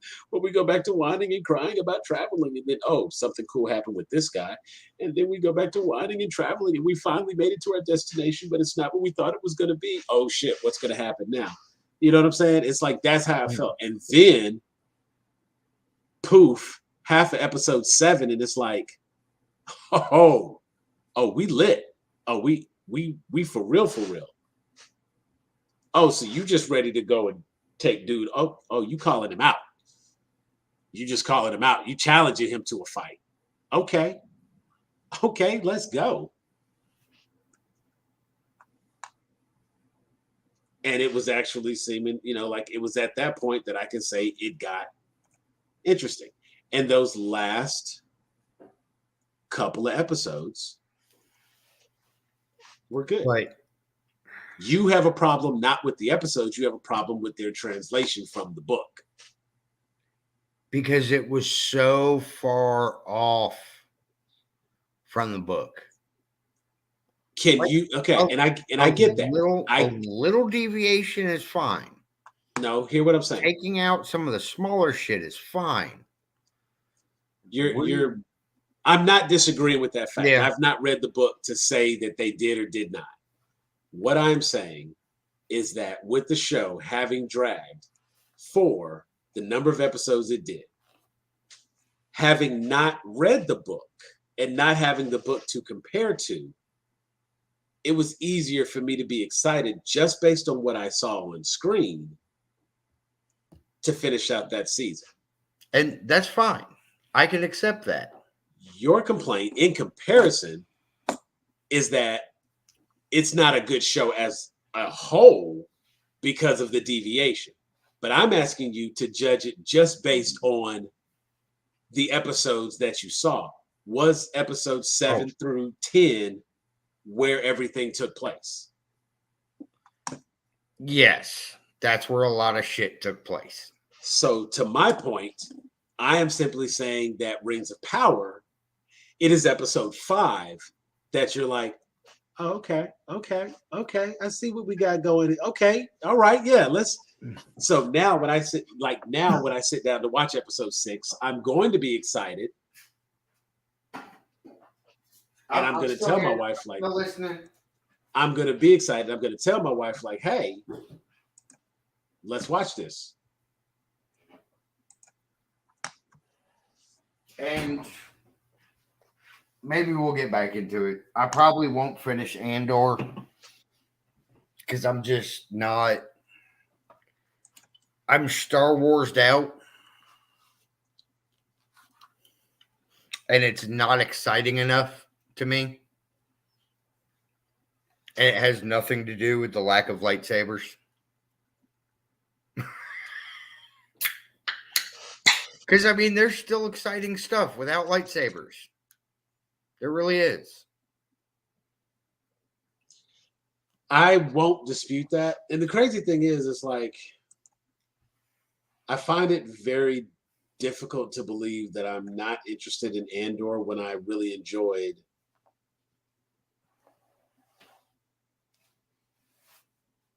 I've really enjoyed Rogue One.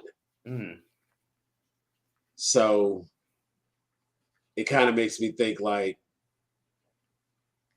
I should be quite hype. I should be quite hype about Andor. And yet I'm not. Well, but I have heard tell that it is really good and that it's like, you know what I'm saying, if they maybe advertised it a little better or hyped it up a little differently, something to make me interested and have me curious and ready to watch it. And I don't feel that they did that. Well, and see, personally, I feel like they're trying to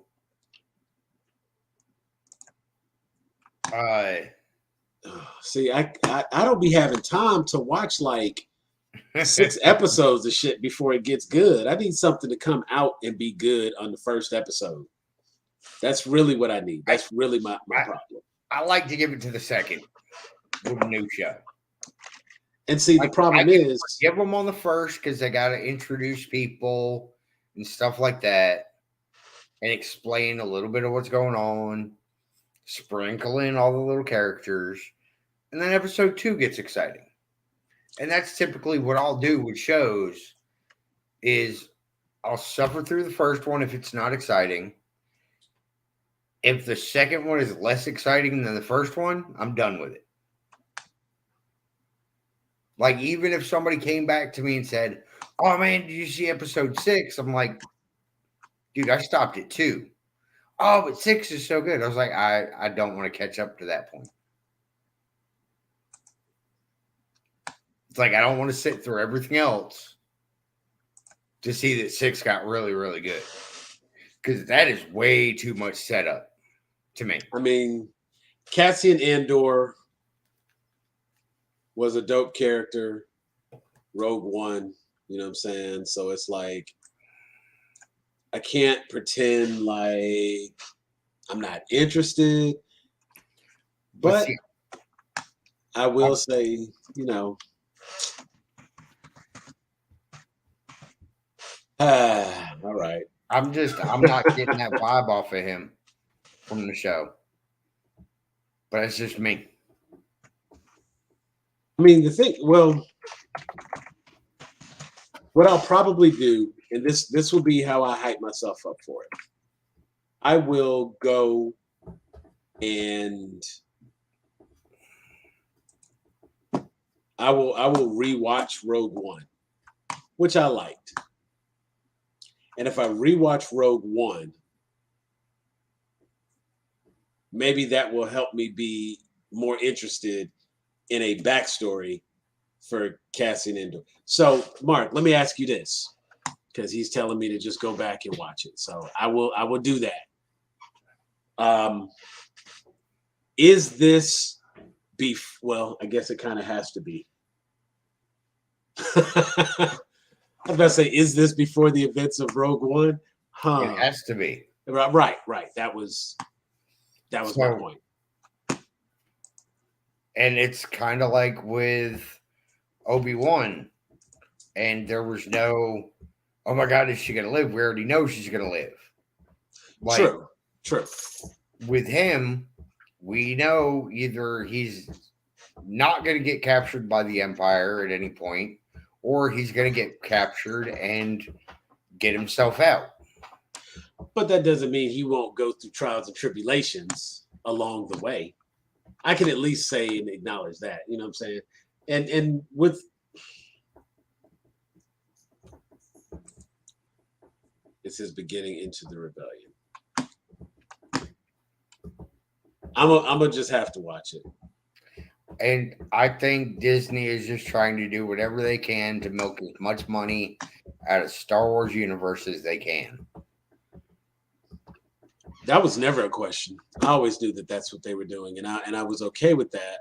And I mean, technically, I'm still okay with it. Let's see, it's again 6 episodes, and I'm being told that the good stuff came in the 6th episode.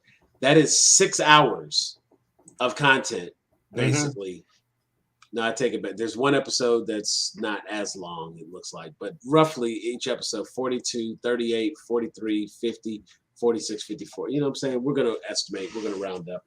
That's 5.5 hours of content I have to watch before shit gets good. And sometimes when there is other content to consume and a full-time job, we got to prioritize it. So, I mean, this may be something to just like binge watch, and maybe that's how I just kind of muscle through it. Well, and see, to me, it's like, I get The Mandalorian. It was a good show. I understand telling more of the story of Boba Fett. I understand that. I get wanting to tell more of a story of Obi-Wan. That's cool. I get it.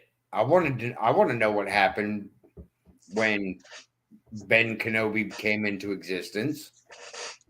But it's like, why do I care about Cassian Andor? Because Cassian may be the reason the Empire or the rebellion starts. And that's kind of the only way I can see that they are. It's like the way they've presented it, or the way I see it in my head from what I've looked at. There are seeds of unrest in place. And until it's a build-up. Yeah, it's better to binge. Okay. Just kind of the way I see it, there are seeds of unrest. There are people who are ready to do something, and it's not until they have a figurehead that they can set the rebellion on that they can actually like make a move. Somebody got to jump out there first. My guess is it's Cassian Andor who jumps out there first, and that's what they are trying to present, and that's what they're trying to show us. And basically, he is going to be the spy that creates the rebellion. So I'll check it out. I've also got to watch Werewolf by Night since I'm on Disney Plus. Thinking about that, I do got to see Werewolf by Night. Yeah, I haven't seen that yet either. That's one other thing to check out. But other than that, I'm caught up on everything. Big episode, She-Hulk, but just go watch that. That was just a great episode. Everything you wanted was there. So just go watch it. I was wondering when somebody was going to show up. Like I said, everything you want. Disappointed. Everything you want is there. I don't even have to talk about it, hype it up. Go watch it. Yeah, so that's good for our weekly recap. Next week, I think we are going to. We talked about it last week. We didn't get to it today. We had a lot of other stuff I wanted to cover with you guys because everybody's awesome. Yeah, that is such a good show. Everybody's awesome, and I wanted to give everybody their flowers today and like really prop up and let people talk about things that they're doing. So we got a lot of cool content, a lot of cool stuff available through our geeks. Keep your eyes open for the comics, and yeah, that's gonna do it. I think that's it for today. You got anything else you want to add? Any last thoughts? No, you're good. Keep it simple like that. I'm good. All right. Well, we appreciate it. Make sure to click that QR code there in the corner. Make sure to like and subscribe. Join us on all of our social media platforms. It definitely makes a difference, and we appreciate it when you do.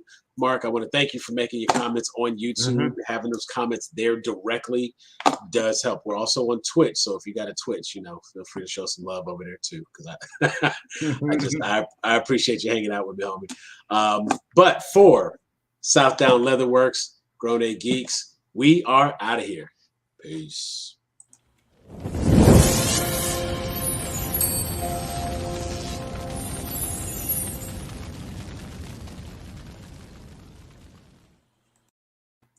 So this is our special post-credit moment. Normally I don't do this, but if anybody's actually still on, and I think Mark is probably still with us because I don't know, we'll see. Free giveaway for anybody who catches this at the end of the show. I need a code word. What's the code word going to be? I just help me out. I need a code word. Leather. Boom. There it is. The code word is leather. Send either myself or any one of my mods a message asking about the free giveaway. The code word is leather. They got something special coming to you. We appreciate y'all being here. Now take it easy. Peace.